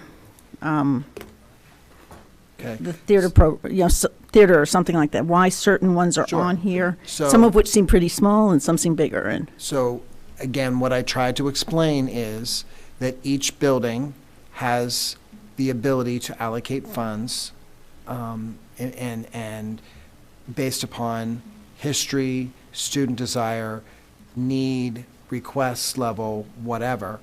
But this does not include the amount of funds raised by the actual student group. This is what's coming out of the general fund budget. Mm-hmm. And so if there is an organization such as theater that is not coming out of the general fund's budget, they would not be included in here. That does not mean that their advisor expenses, the compensation and benefits, isn't included in here. That's going to be, those aren't broken out by club. Those are at a much higher level of salary and benefits. Does that answer the question? Well, how, suppose just to pick theater out of the, how, if they wanted to be part of this group along with some of the others, would that be the principal's discretion, or how does that happen? Again, it's based upon proof of, request of need, available funds, a history of what's the money has been requested for in the past. Am I missing anything else there? Are you talking about the amount that's paid to the advisor, or No, the amount the club gets? Yeah. Yeah, there's only a limited amount, so that's usually allocated by the number of students, usually, I say typically, like the number of students in the club and the type of club. Some clubs don't require any, really, very, very little, and others are more material heavy, for example. Or travel heavy. Or travel heavy, or, So that is something that we're looking into. yeah. What I'm charged the personnel to do is to get an actual document, Excel sheet of what we pay for the various different clubs, whether it's funded by boosters or fundraisers, I should say, not boosters, but fundraisers, whether we pay, whether the building pays, and to come up with a document of that information to share with the board. It won't, obviously I have to do this whole school year to get that information, to provide that to you, but I'm hoping in the fall to provide you a more detailed list of how we're funding or where the funds are coming from, and a total dollar amount if you would like to change or make any adjustments to that. So it would give us a sense of basically the operational costs for a variety of clubs, because as you're saying, some are more dollar intensive versus time or experience costs. Right.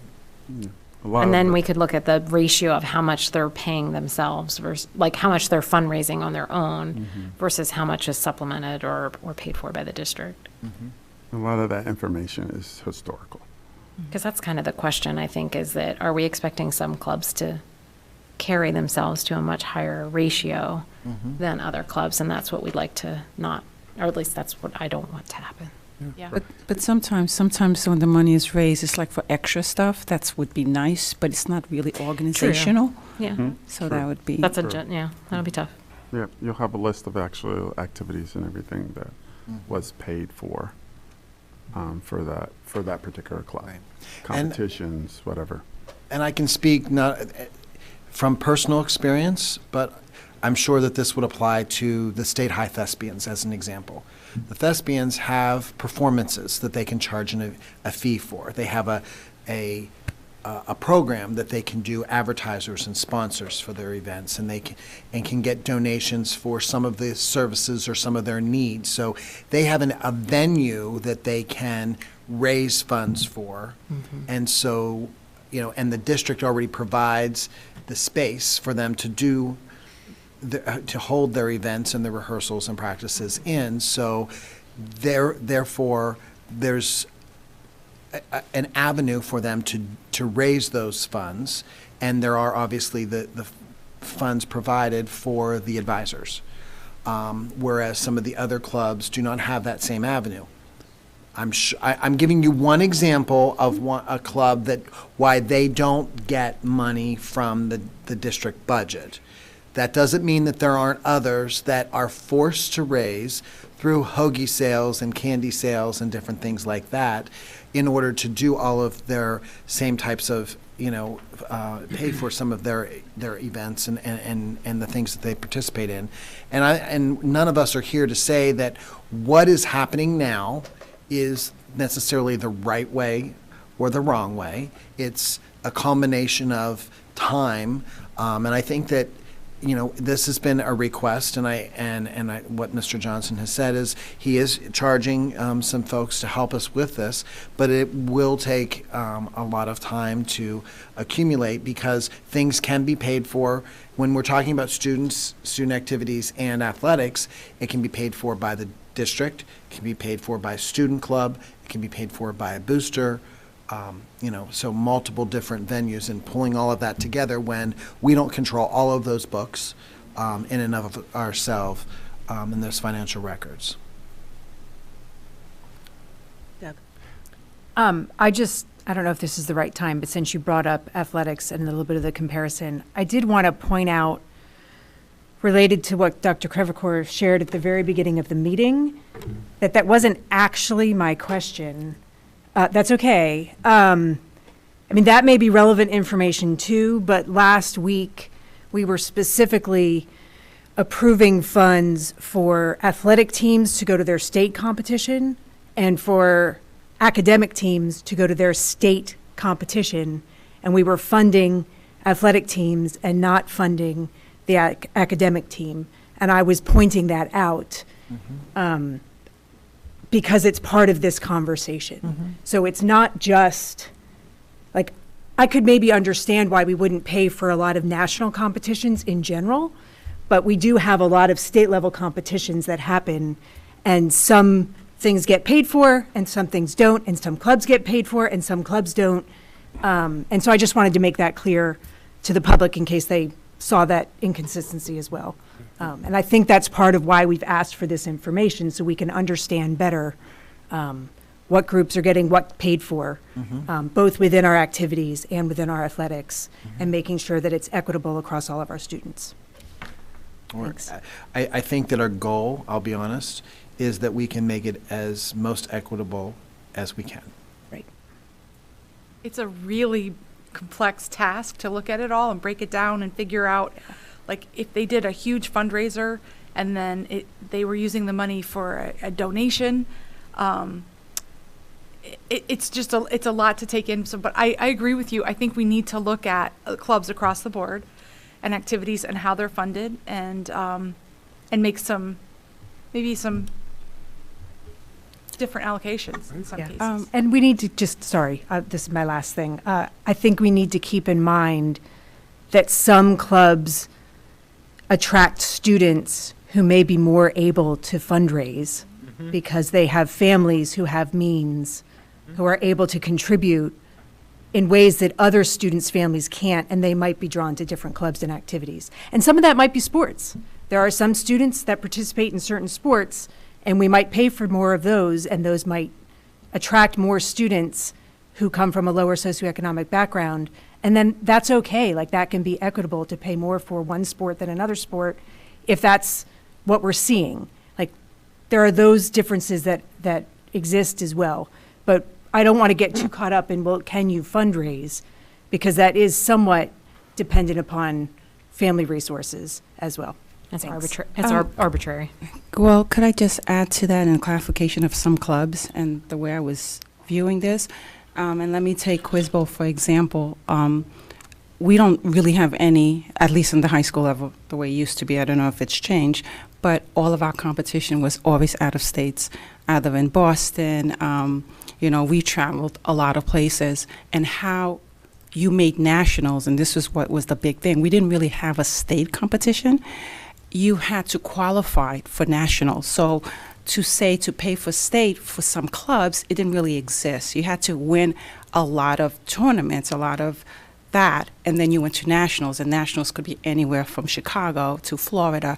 So when I was thinking of that, that was mainly what I was referring to. Not all clubs, not all have state competitions. No one size fits all. Exactly. Yeah, if I may, I think it seems like we're all sort of like pointing in the same direction of like what we want to hope or to move towards. And so I really appreciate this information, but it also seems to make sense to wait until this additional information is gathered to really dig into what could be done next. So we've already taken the initiative to gather the information. So if we wait for that, then we might be able to have a even better conversation. Just to say, we haven't talked about it this way yet. This kind of work is foundational to working on our comprehensive plan, which is really, or has as one of its major goals, engagement of all students in activities, and whatever would suit their dreams, not suit their pocketbook, so to speak, or their wallets. So I think there's value in this in terms of determining where are we in terms of what we're doing, and what do we need to do to align it with our goals within the comprehensive plan. So I will say one more thing before we move on to athletics, is that we're primarily talking about opportunities at the secondary level, middle school and high school. And when we talk about equity, I really pause when we talk about the ability for some students or parents to raise money in some groups rather than others, because another area of equity that we face is our elementary schools. There are some elementary schools that have larger fund balances or cash balances than others. And they have, so that's something that I just throw out there for you as well to keep in mind, and that we try to balance that. But it's we're working on it and seeking to understand that. But I just wanted to throw that out there. So I'm going to move on to athletics, and obviously athletics in our minds and in this discussion includes not only our PIAA sports but also our intramurals. I'm not going to talk about our club sports tonight because we've talked about those primarily in the past with the passage of the policy most recently. But we have provided additional information for those activities. Again, intramurals are available at the elementary level and at the high school level. The middle school is an area of weakness. We know that. I'm just going to put a plug out in there at this point in time before we look at some of the financial information for our Maroon and Gray event sponsored by our Skasty Education Foundation later this year. The main goal of a fundraising goal for that event is to help us with some seed money to improve some of our athletics and extracurricular student activity opportunities. And we're very excited that the foundation is willing to partner with us on this opportunity. We don't have exact definition of what that money will be spent on, but examples would be expanding some of the current activities that we already maintain, adding additional opportunities. An example there would be sixth grade intramurals. But just letting you know that one of the areas that we are really struggling with is for the last several years, it's not something new, but just matching up the students with the advisors in the different activities and having that right balance in each of our schools. And so again, as we say, why does this elementary school, I'm going to go back to the elementary schools and pick on them for a minute, why do they have this one program, or why do they have this one piece of equipment on the playground, or why do they get the students here get a certain field trip and others do not? And again, I can speak to my personal experience as a student and also as a parent of that those things aren't always the same, and they're not here, and we're not celebrating that, but it's a fact that we live with. And so that's one of the things that we're trying to improve, and the foundation is really very excited to partner with us in that. And so what we in your handout tonight, and I can bring it up online if necessary, you can look at it, but on page 4 of the handout, I've provided the student clubs and activities information by what we call program. And in many cases, in the first couple lines, we're talking about common activities, and that's where what we mean by common is that it's a general catch-all, and that's where the primary expenses for salaries and benefits are included. And we have them the columns by the different buildings that we pay this out. And then there are a listing of various different clubs that do receive money from the different building budgets. And you can see that the most of these are at the high school level. And you can see that some vary in significant dollar amount than others. Moving on to page 5, I break it down, the programs down by the types of expenses, salaries, benefits, and the different services, again, keeping with the, are we not matching up? You know what, I Well, just realized. I think the Page 5 of a particular section of the document. Yeah, that's what I just figured out. So the first part of the document I'm gonna in present. board docs is in athletics, and then the student clubs comes later. And I think you're What so the many pages into the Problem clubs. is, this afternoon, Mrs. Watson, who is diligently still working back there, she found that the handout or the attachment that was online and my handout were not matching. Gotcha. And so I need to go to. Well, let's start with where I am, where our document is online. Okay, and so we just did summary of athletics here, and we have actual versus budget. This should be what's online now, and we're looking at the different types of expenses. And again, our actual expenses in 21-22 and our budget for 23-24 as it's been proposed at this point in time. Then we move on to a breakdown of our expenses by, what we call program. In this case, the athletic director program is not the athletic director or the athletic office salaries and expenses. This is just a catch-all that the athletic director may pay expenses for that aren't designated into a specific team or sport. As bad of analogy it would be is like petty cash for a business, like it's like the miscellaneous bucket. It's a miscellaneous bucket. Okay. Yeah, I don't like the petty cash. I know, But yes, a miscellaneous bucket. Yeah. Taxpayer money is never a petty cash. There you go. And so you see that different breakdown there. And then I need to shrink this up a little bit. Quick question. Yes, Fitness center, yes.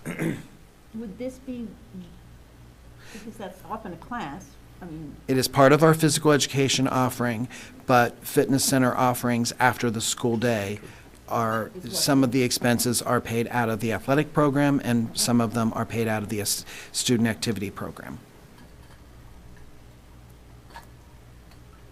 Okay, and then again, this is just a breakdown of our, this is kind of like your expense matrix, Laurel, that you've asked for in our budget program before. So we have our objects or our expense type across the columns, and then the multiple programs, our different athletic teams and programs.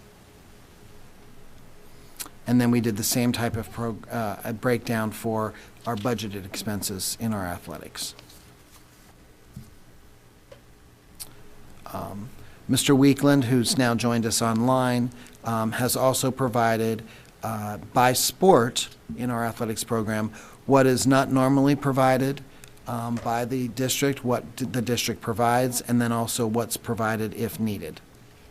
And this is what, so it gives you an idea of what our families should expect to be paying for participants, what is generally provided or most normally provided, and then it can be an option.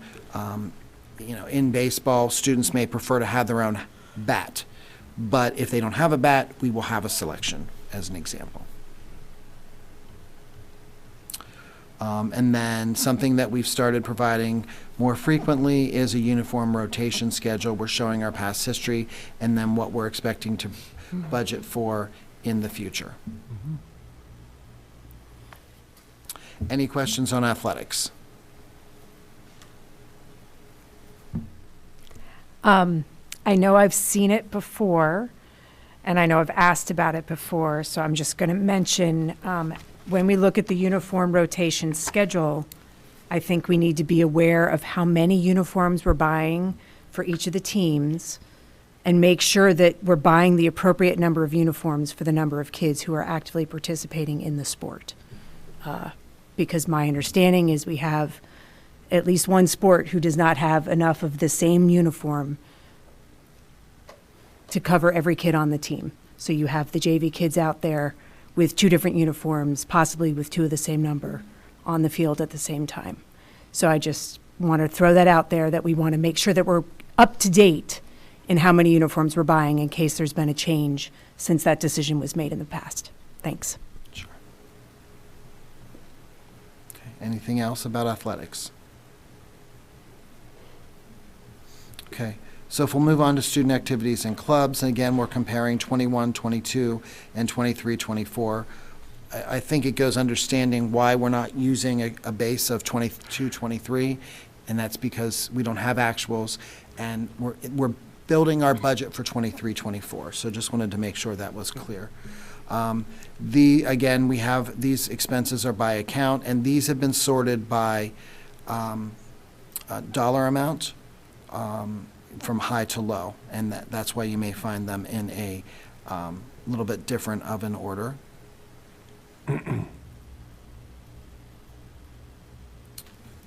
When we're looking here on this page, which I'm on page 13, we're looking again by location and by the type of activity that has been incurred in the expense. Then we're breaking down by the account within the activity.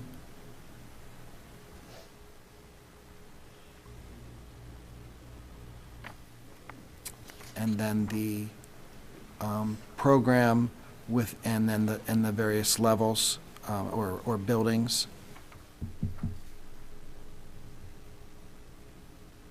And the program and the within the school again. Those were all 21, 22, and now we're looking at the 23, 24 budget, and all of the same different layouts as well. So the largest increase that, in this area, 1 year over another, is going to be your salaries and benefits. The salaries are a rate for the different clubs and activities and sports, and then obviously the benefits are a percentage. Most of the, well, they're a percentage. PSERS and Social Security are a percentage of the actual cost of those salaries and benefits. So I think that takes goes through at least some level of definition and explanation of this information. Is there any questions? And we will have further conversations about this, I'm sure, even through the budget process, as well as beyond. But just wanted to give you an opportunity to see this information now. And this was attached to the last agenda, and I apologize that we didn't go through it then, but it's what I've come to understand is my connection was not that great anyways, so it was probably best to have it in person, and I apologize. We're all glad you're back. Okay, me too. It's nice to be able to hear you for a change. Okay. Yes, go ahead. I know that in the budget, the long document at the end of the year, there's a category that's called student activities with a budget line item, and then that'll be broken out by salaries and whatnot. Is that what this is? Okay. Absolutely. Thank you. Sure. Can I just acknowledge all the work that goes into creating spreadsheets like this, and to carve all this data out and get to these subcategories, and just the effort to differentiate one type of activity with another. It's incredible. Thank you. I understand that this is the easy part compared to the part that Mr. Johnson talked about is yet to come, especially whenever we're talking about the Student Activities Fund, because the reporting requirements for that fund do not require this level of detail. It's basically an in and an out. Money comes in and money goes out. And so monitoring that and categorizing those expenses, and I'm not trying to provide an excuse why we haven't done it yet, but I am explaining that it will be, it's even more work than this is, but I appreciate the acknowledgement. Thank you. Thanks to you, and thanks to everybody on your team. Yeah, this isn't me, this is my team.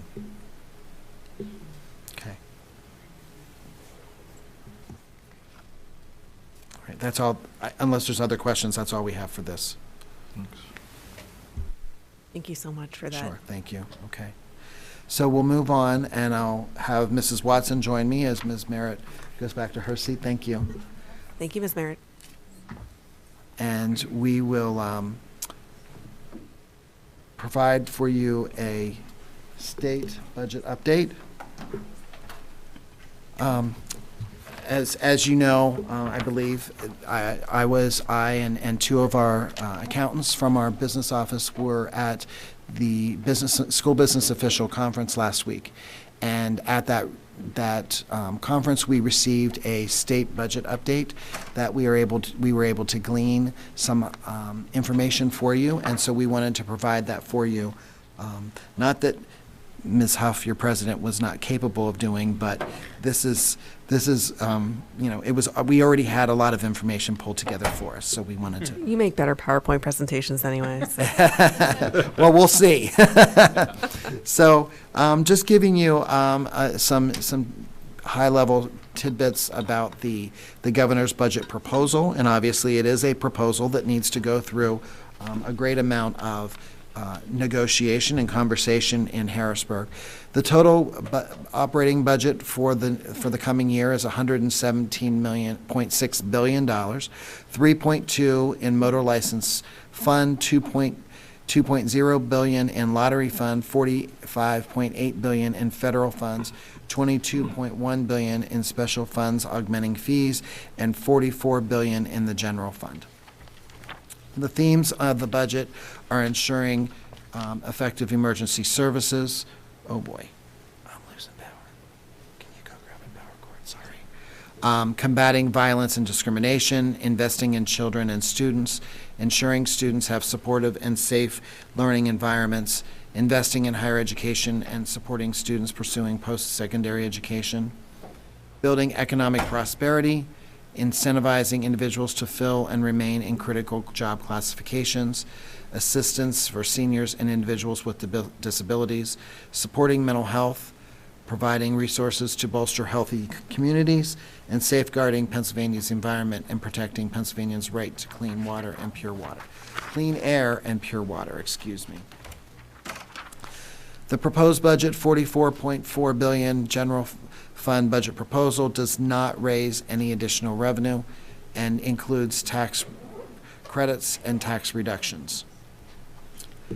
The general fund revenue comes from 41% in personal income tax, 33.6% in consumption, 17% in corporation taxes, other taxes of 5.1%, and then non-tax revenue of 2.5%. Health and Human Services is now taking the 44.1% of the budget, and it is eclipsing for the first time education as the largest general fund expenditure.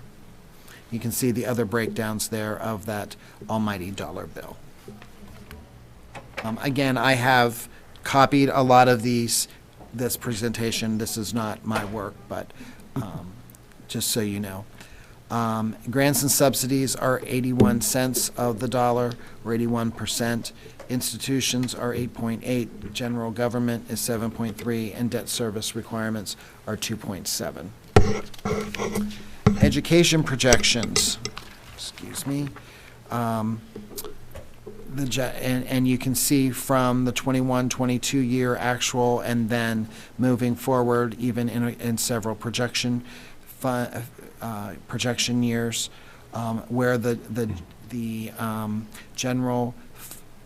education budget will be funded from, as far as the general fund, the federal funds, and other funds.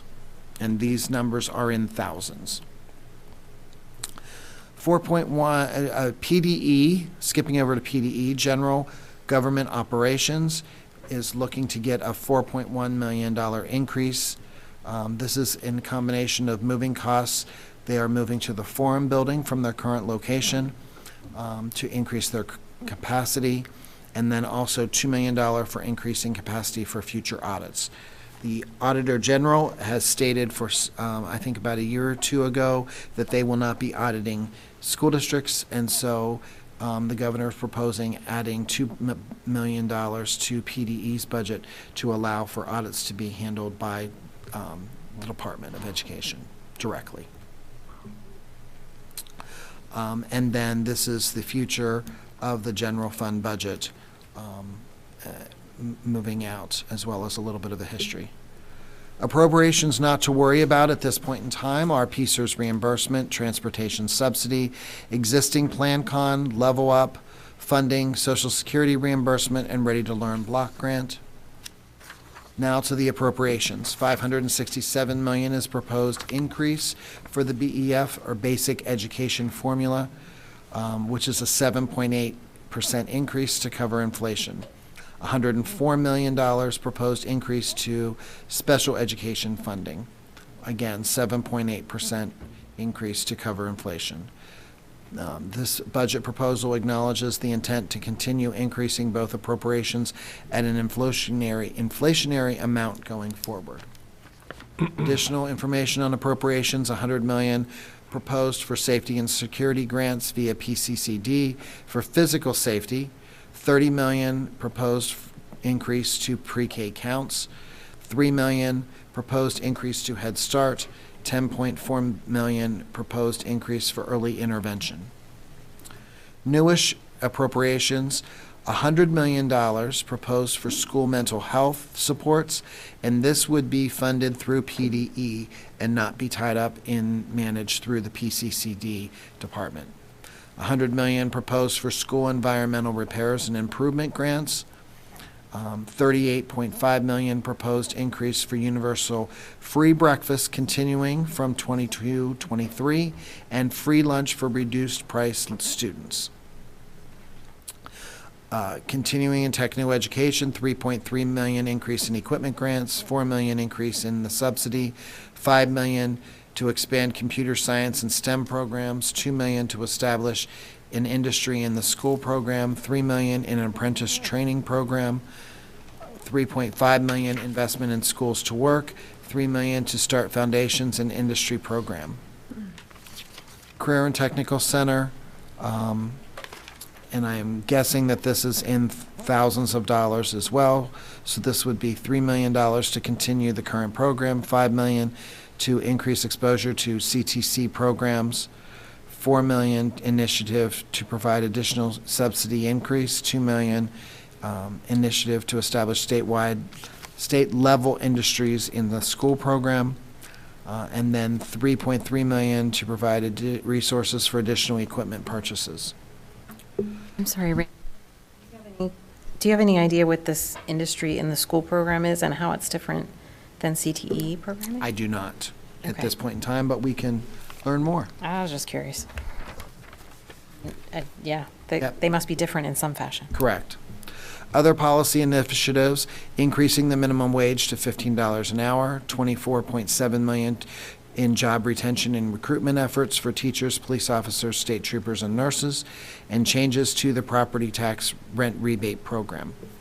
I'm not going to go through all of those at this point in time, just letting you know that if, as proposed, those changes would go into effect, we would need to come back to you, to our program, and discuss potential changes to our program as it exists now. What's not proposed in the budget: charter school funding reform, PlanCon proper funding, minimum teacher salary, EITC expansion, Lifeline scholarship program, and Level Up Round 3. School funding next steps, just a summary here of the school funding proposal. And as Jackie has mentioned earlier, there's not expected to be an appeal. So what Governor Shapiro is proposing is that Republicans, Democrats, and other cross-sections of the community and state come together to try to find an equitable and adequate funding for our state school system, public school system. Proposed $560 million, $7 million add to the basic education formula. This is just looking at a history of how much money has been added over time to that distribution for your reference. Since the beginning, again, we're showing here the BEF distribution as weighted a value per the SWADM. And so it would be $757 per student. Under safety and security, talked about $100 million through PCCD grants. This would be similar to what we've experienced this year, and this would be more for physical security enhancements and to provide resources for school safety and security coordinator training. New $100 million of school-based mental health supports, block grant through PDE, and would include hiring, maintaining school counselors, social workers, psychologists, contracting with community and nonprofit groups, providing telemedicine, behavioral health options. Funding will also include support for clinical mental health internships for individuals pursuing certification in public schools. Yes? For a district like ours that has already invested in some of these positions, could we still take advantage of grants, or is this just for new people? Not information that I know yet. Okay. And the question that Donna and I ask is supplant or supplement? Good way to put it. As well as would we even be eligible, and have not been determined yet. But hopefully PDE is able to manage these better than PCCD because there's been long wait times for the PCCD approval process. And I don't mean to be super negative there, but a notice in February or early March of an award from last July is a little bit difficult to swallow sometimes. School construction, not a Plan-Com process, sorry for the commercial there. New $100 million for matching grants for school environmental repairs and improvements. Again, not a lot of information at this point in time. We have to see if it gets funded first. Food service, I think this is great as far as $38.5 million for universal free breakfast, and then also free lunch for those that are reduced eligible. Teacher recruitment and retention, $24.7 million for this purpose. Provides a refundable tax credit up to $2,500 a year for 3 years, and then there's some stipulations there as well. Looks like I put that slide in twice. $2 million increase to provide teacher professional development through local education agencies will help ensure teachers have resources and support to develop new curriculum in line with updated educational standards. Level Up, the Senate Democrats have released their own budget proposal appropriating $400 million in Level Up funding. So we'll wait and see. There's going to be lots of back and forth as well. Act 1. Here we have what the prediction for 24-25 is, and that is not a typo. 5% is the projection. I'm going to give you a little sidebar. One of the sessions that I went to explained where some of the origin of this prediction is coming from. Because of the worker shortage in the state of Pennsylvania, because this is Act 1 and we live in Pennsylvania, there may be a worker shortage throughout the rest of the nation, but I'm going to focus on the state of Pennsylvania. Because of the worker shortage, wages are increasing in a lot of in a lot of jobs, and so folks that are in lower wage jobs are able to move up into the higher wages. And these measures, especially the ECI, measure the wages earned by individuals. And so the jobs that are more vacant are the lower wage jobs.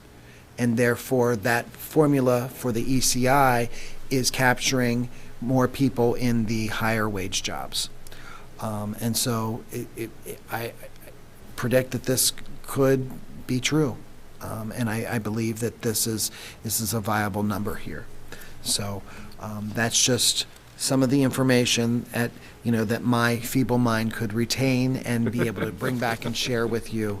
at this time, but, so we'll wait and see what the actual number is, but it is predicted to be higher than this year, at least, let's put it that way.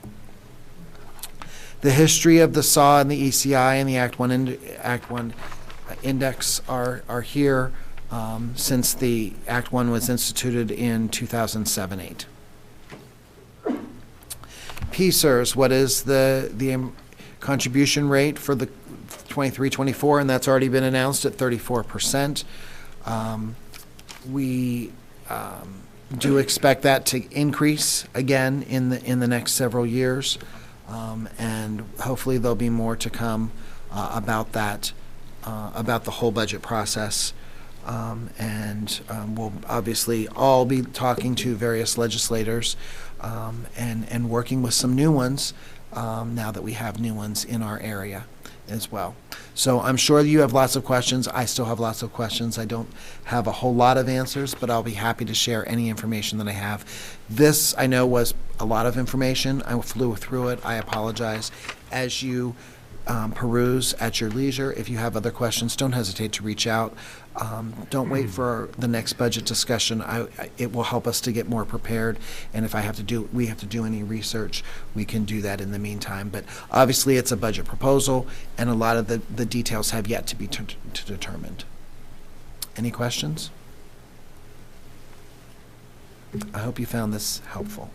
Just a quick question, Randy. Looking at future planning regarding the Finance Committee, which will be an opportunity for us to dig a little bit deeper into some of the questions that we began to address last week. I think that was, I'm trying to think of that. There's a date in late March? March 30th. March 30th. Next Thursday. Okay, very good. Thanks very much. Sure. Okay, thank you all very much. Jim has a question. Oh, I'm sorry, Jim. I think I have two. So on page 14, I guess on the handout, you say appropriations not to worry about. Does that mean they're baked into the budget? What do you mean by the not to worry about? They are, yes, they are already included. And there's no proposed changes to them? There's no Is that what? proposed changes. Okay, Yes. okay. Yeah. So I still will worry about them, but I'll just Because- understand your reasoning. Okay. And then I think in regards to the CTE, the labor and industry, there's significant federal funds that are injected into the CTE programs from the Infrastructure Act and also the CHIPS and Science Act that are coming down the pipeline. So I think that's where this money is coming, is federal funds. Yeah. Yes, that makes sense. Okay. All And right. I just wanted to add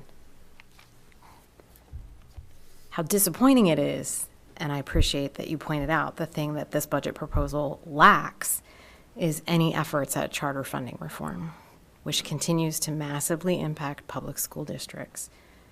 The funding of charter schools has not been addressed in over a decade, and its impacts are substantial. In fact, one of the biggest things, it impacts a variety of issues, but,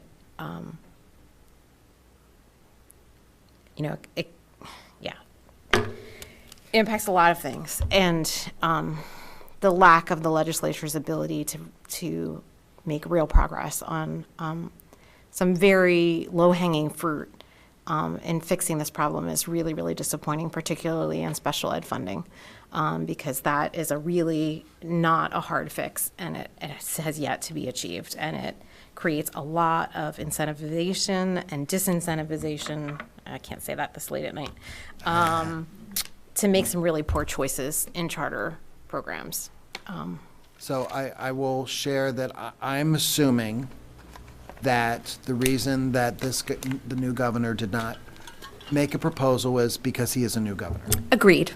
I will also tell you that one of the few benefits that I can find out of the pandemic is that I have a friend in Harrisburg now.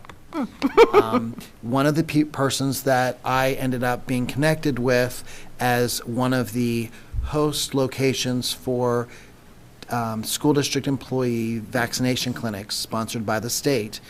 Her name is Kristen Faust.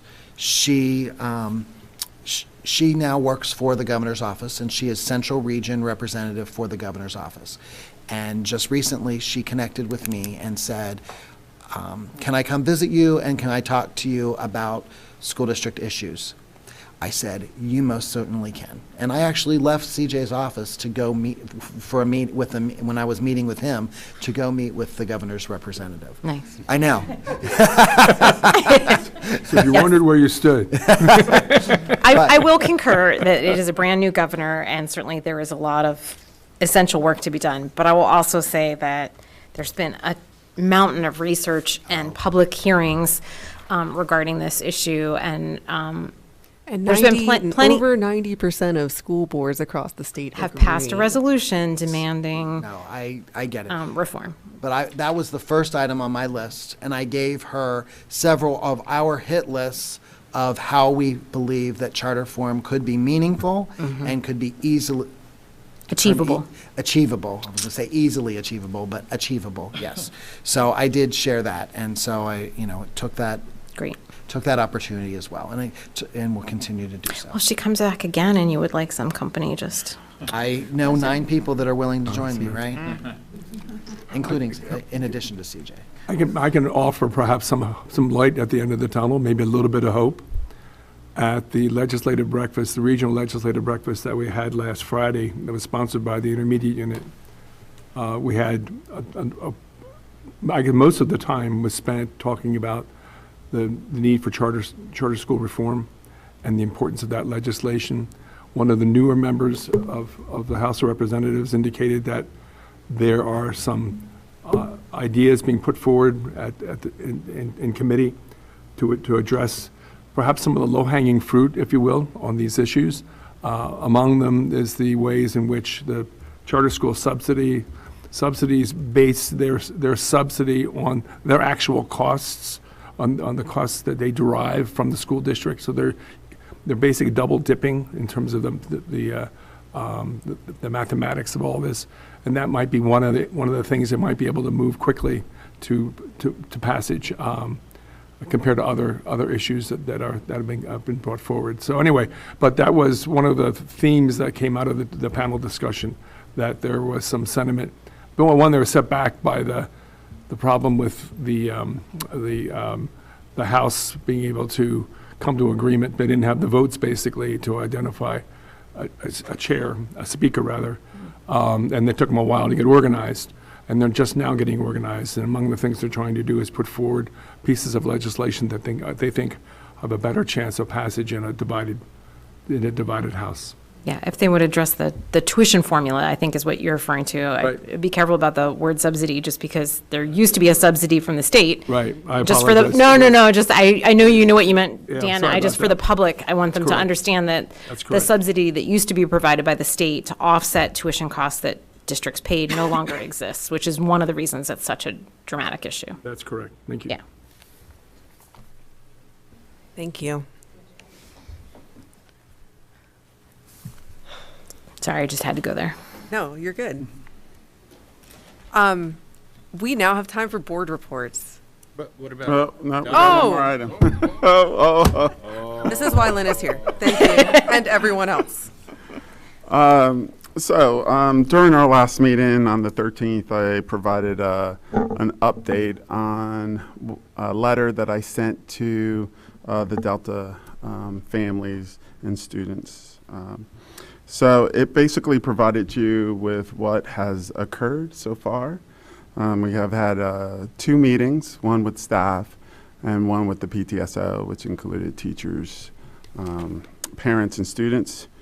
I gathered feedback and I put them into this letter basically of how we're going to move forward. The plan is to meet with John Downs and Chris Merritt here and myself to come up with a process moving forward for next year, consistent of making a committee of students, teachers, and administrators to explore some of the questions that I put in the email. I received a number of responses to the email.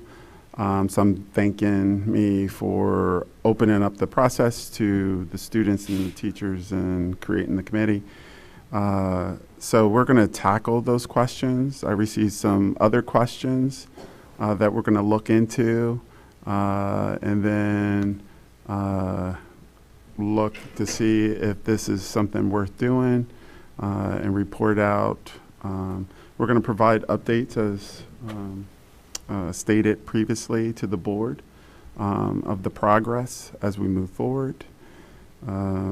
And if anything, like I said in the PTSO meeting, is detrimental to proceeding with this process, then obviously we would not do this. So we're willing and able to explore these opportunities and see where we can go. So some of the rationale was put in the letter, so and I stated in our last meeting. So that's what we're looking to do, and create a committee to tackle some of these questions.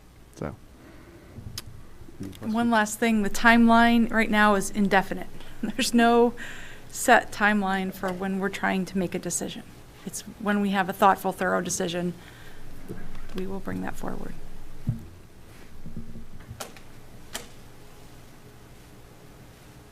Are there any questions or comments from the board on this? Yeah, go ahead. Yeah, so so I'm a Delta alum. My kid goes to Delta. I know a number of people on the board. We've got another one at the table. Know that?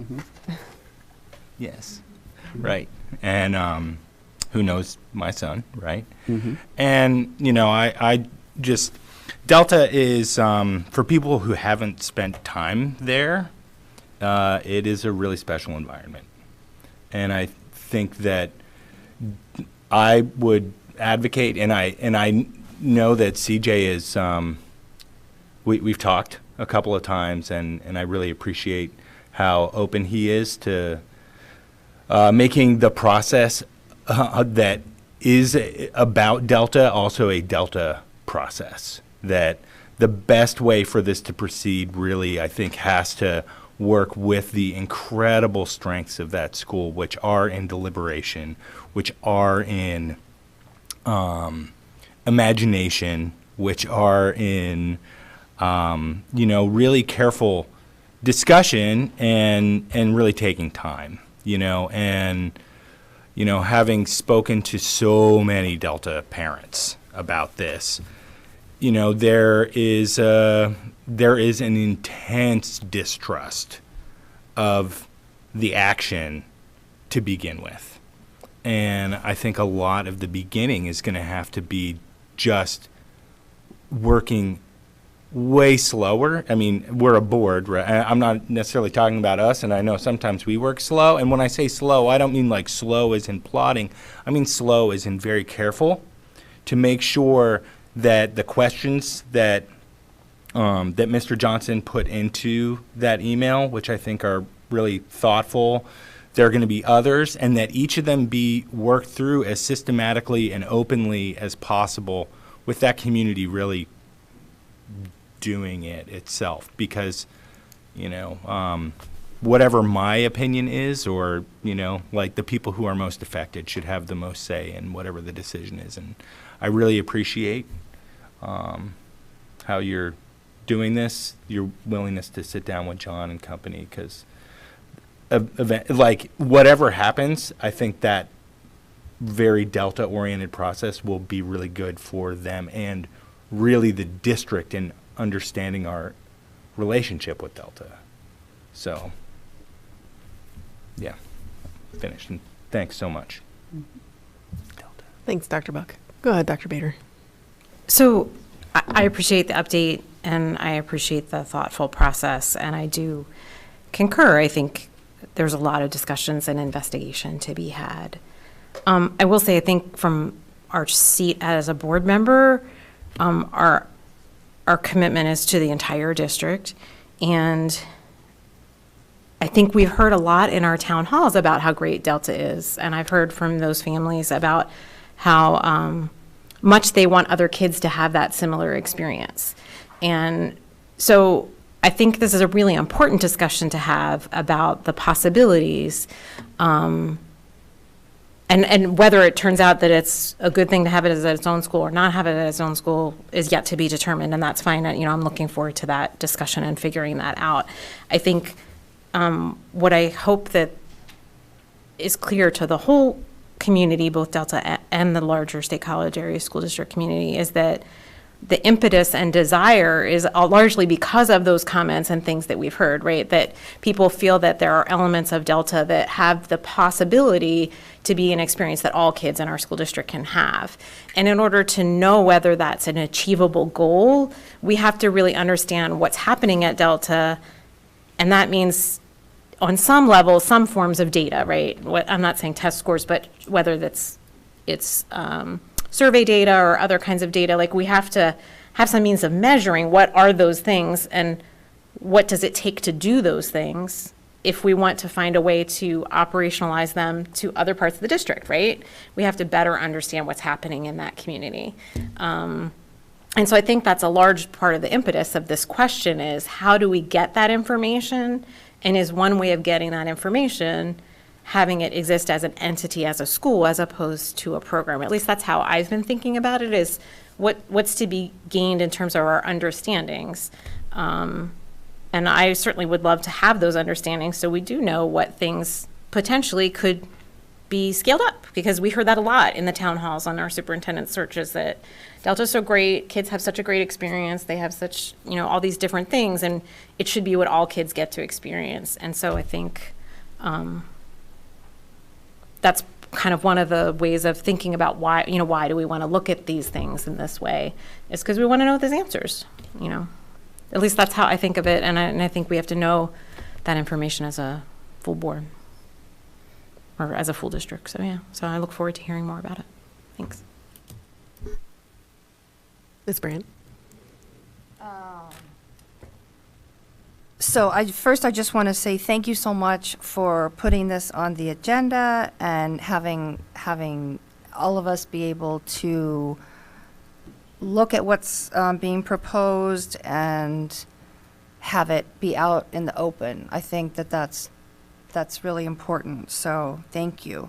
And also, I also want to thank Mr. Johnson for just listening, because he's been doing a lot of that lately, and it's really, really appreciated. So thank you. And to Ms. Merritt as well, because I know you've been doing a lot of listening too. So thank you. Much appreciated. And because I do tend to focus on process, and everybody knows how much I love process, I have some process questions, and they're not necessarily to be answered right now. It's already past my bedtime, I can tell you that. But they're more for me just to be able to ask them in case anybody wants to think about them. That's all. So just in terms of process, the Delta Stakeholder Committee.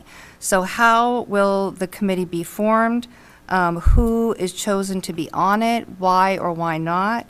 Who chooses committee members to be on that committee? How is the number of committee members decided? Who chooses that number? Will there be any board representation, since school code says that school boards open and close schools? And then how will the recommendation be made? And I know that this is like what is going to be discussed in the future, but you know, what is that process going to look like? And is it possible, I think it's important for the Delta community to understand, or potential parents looking into the Delta program, is it possible that the committee's recommendation is one thing, and then the administration might, just hypothetically, might make a different recommendation to the board other than what the committee ends up recommending? And the reason I'm asking that is because that did happen with the Delta admissions policy, which was fine. After the public forums on that, the deliberations, there were certain recommendations made by the Delta community, and that is not what the admissions policy ended up being. And it was fine because all along, the process is what was emphasized, and the Delta community had the opportunity to participate in that dialogue. And that, at being a democratic school, I should also say my daughter is an alum, so I know a little bit of how it works. But the ability to participate is really significant for the Delta community. So again, even though in the admissions policy it ended up being different than the recommendation of the stakeholders, it was still accepted because the process was so thorough.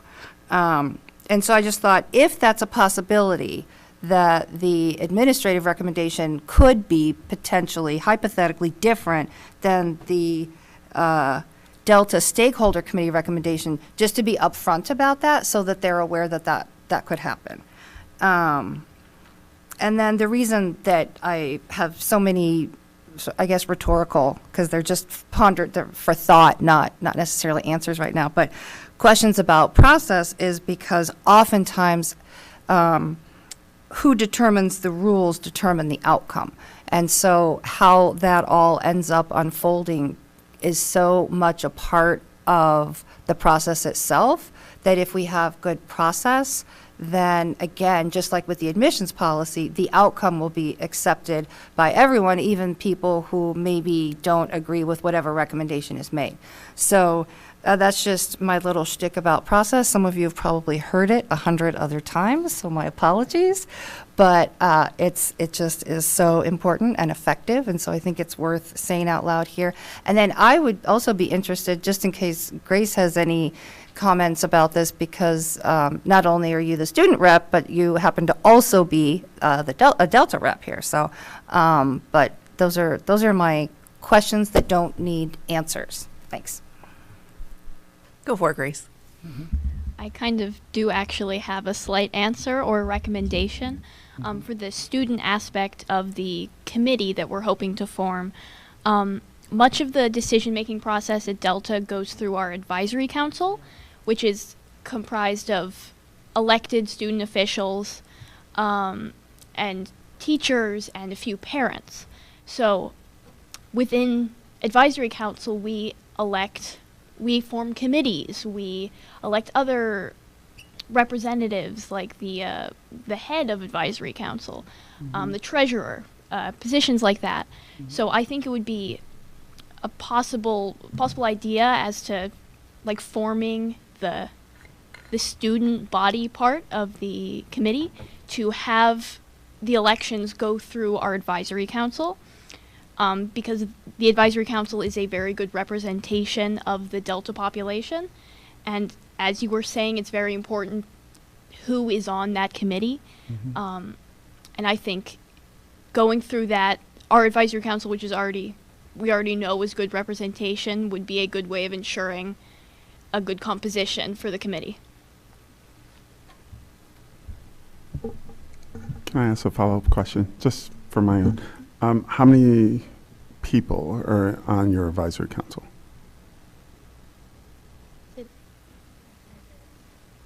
How many clumps do we have? We have 10 clumps, or like homerooms, and each homeroom elects a student representative that then goes to advisory council. So we have, you said 10 of those. And then we have usually 2 to 3 teachers, and we're supposed to have around 2 parents as well.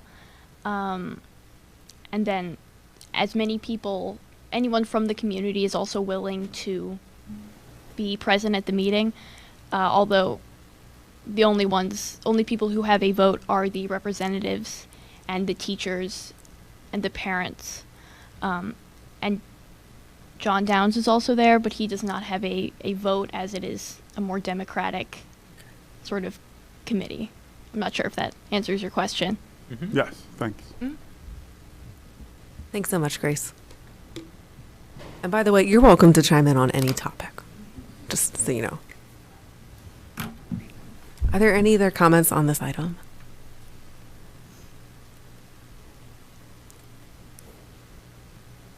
All right. Thanks so much, Ms. Merritt. Sure. Thank you, CJ. Okay, now we'll go to board reports. Apologies for trying to jump ahead. Dan, do you want to, you already gave a nice description of the CIU breakfast a bit, but is there anything else you want to say about CIU? I just want to mention the outcomes of the last IU board meeting. There were 2 or 3 major items on the agenda. One of them had to do with just the review of the preliminary operating budget, which we agreed with last week. Yes. Another one was a decision to contract with a company that does soil testing for a property in Phillipsburg that's under consideration as a possible site for construction. Also, I think there's another example of the ways in which the IU is funded. If you recall, the operating budget that we approved last week was for like $2 or $3 million. But there was one item that was presented last week which really reflects the kind of work that the IU does. It was a grant for early intervention, preschool and early intervention programs for $6 million. And so it's that kind of grant work, if you will, or grant funding that really represents the larger picture of what the IU's budget looks like in terms of these pass-through monies, and also the amounts, because they can be up in the tens of millions of dollars. Even though the operating budget was relatively small by comparison, the actual work of the IU represents tens of millions of dollars worth of work to support kids with special needs, kids with needs for early intervention, and a variety of other programs. All right, thanks for that update. We have another meeting on Thursday, so we'll have We do. more to share next We will. time. Amy, do you have an update on the Ed Foundation? I do not. Unfortunately, we have a conflict with our standing negotiating team meeting, so I haven't been able to attend on a regular basis, but I did get connected with Paul Olivet, and so hopefully I'll try to do better to have some updates as we go forward. We haven't figured out how to clone you yet, so it's understandable. Thanks. All right, Carlene, anything on CTC local advisory? Well, what I presented last time was the oral report about the approved program evaluation, and recently we received the written report, and so we're working on the corrective measures that we have to address. Great. Do you have anything on CAC athletics? No, we have a meeting tomorrow. All right, great. Gretchen and Peter, anything on CAC facilities? No. Deb and Laurel, anything on CAC finance? Amy and Dan, school health and safety? We'll have another meeting. The next meeting is in April, I believe. All right, and I have no updates on technology. All right, looking ahead to future meetings, on March 24th, 2023, there will be a policy development committee. That's this Friday, right? Friday, 1:30 p.m. here in Panorama Village, in the boardroom. On March 30th, 2023, there will be a finance and audit committee at 8:30 a.m. in the IT conference room of Panorama Village. On April 3rd, 2023, we will have a committee of the whole regular board meeting at 7 p.m. In the boardroom that will include information reports from culture, climate, and learning items, facilities and grounds, finance and audit, and action items to be determined. On April 17th, 2023, regular board meeting at 7 p.m. here in the boardroom with action items and information discussion to be determined. And then finally, our last one is April 18th will be another policy development committee because we're working hard on those policies at 1:30 p.m. in this room as well. Any comments on future agenda? Thank you, Policy Committee. Thank you, Policy Committee. All right. All right, I would now like to call for a motion to adjourn the meeting. So moved. Second. All in favor of adjourning? Aye. Aye. Opposed? All right, thank you very much, everyone. Have a good night.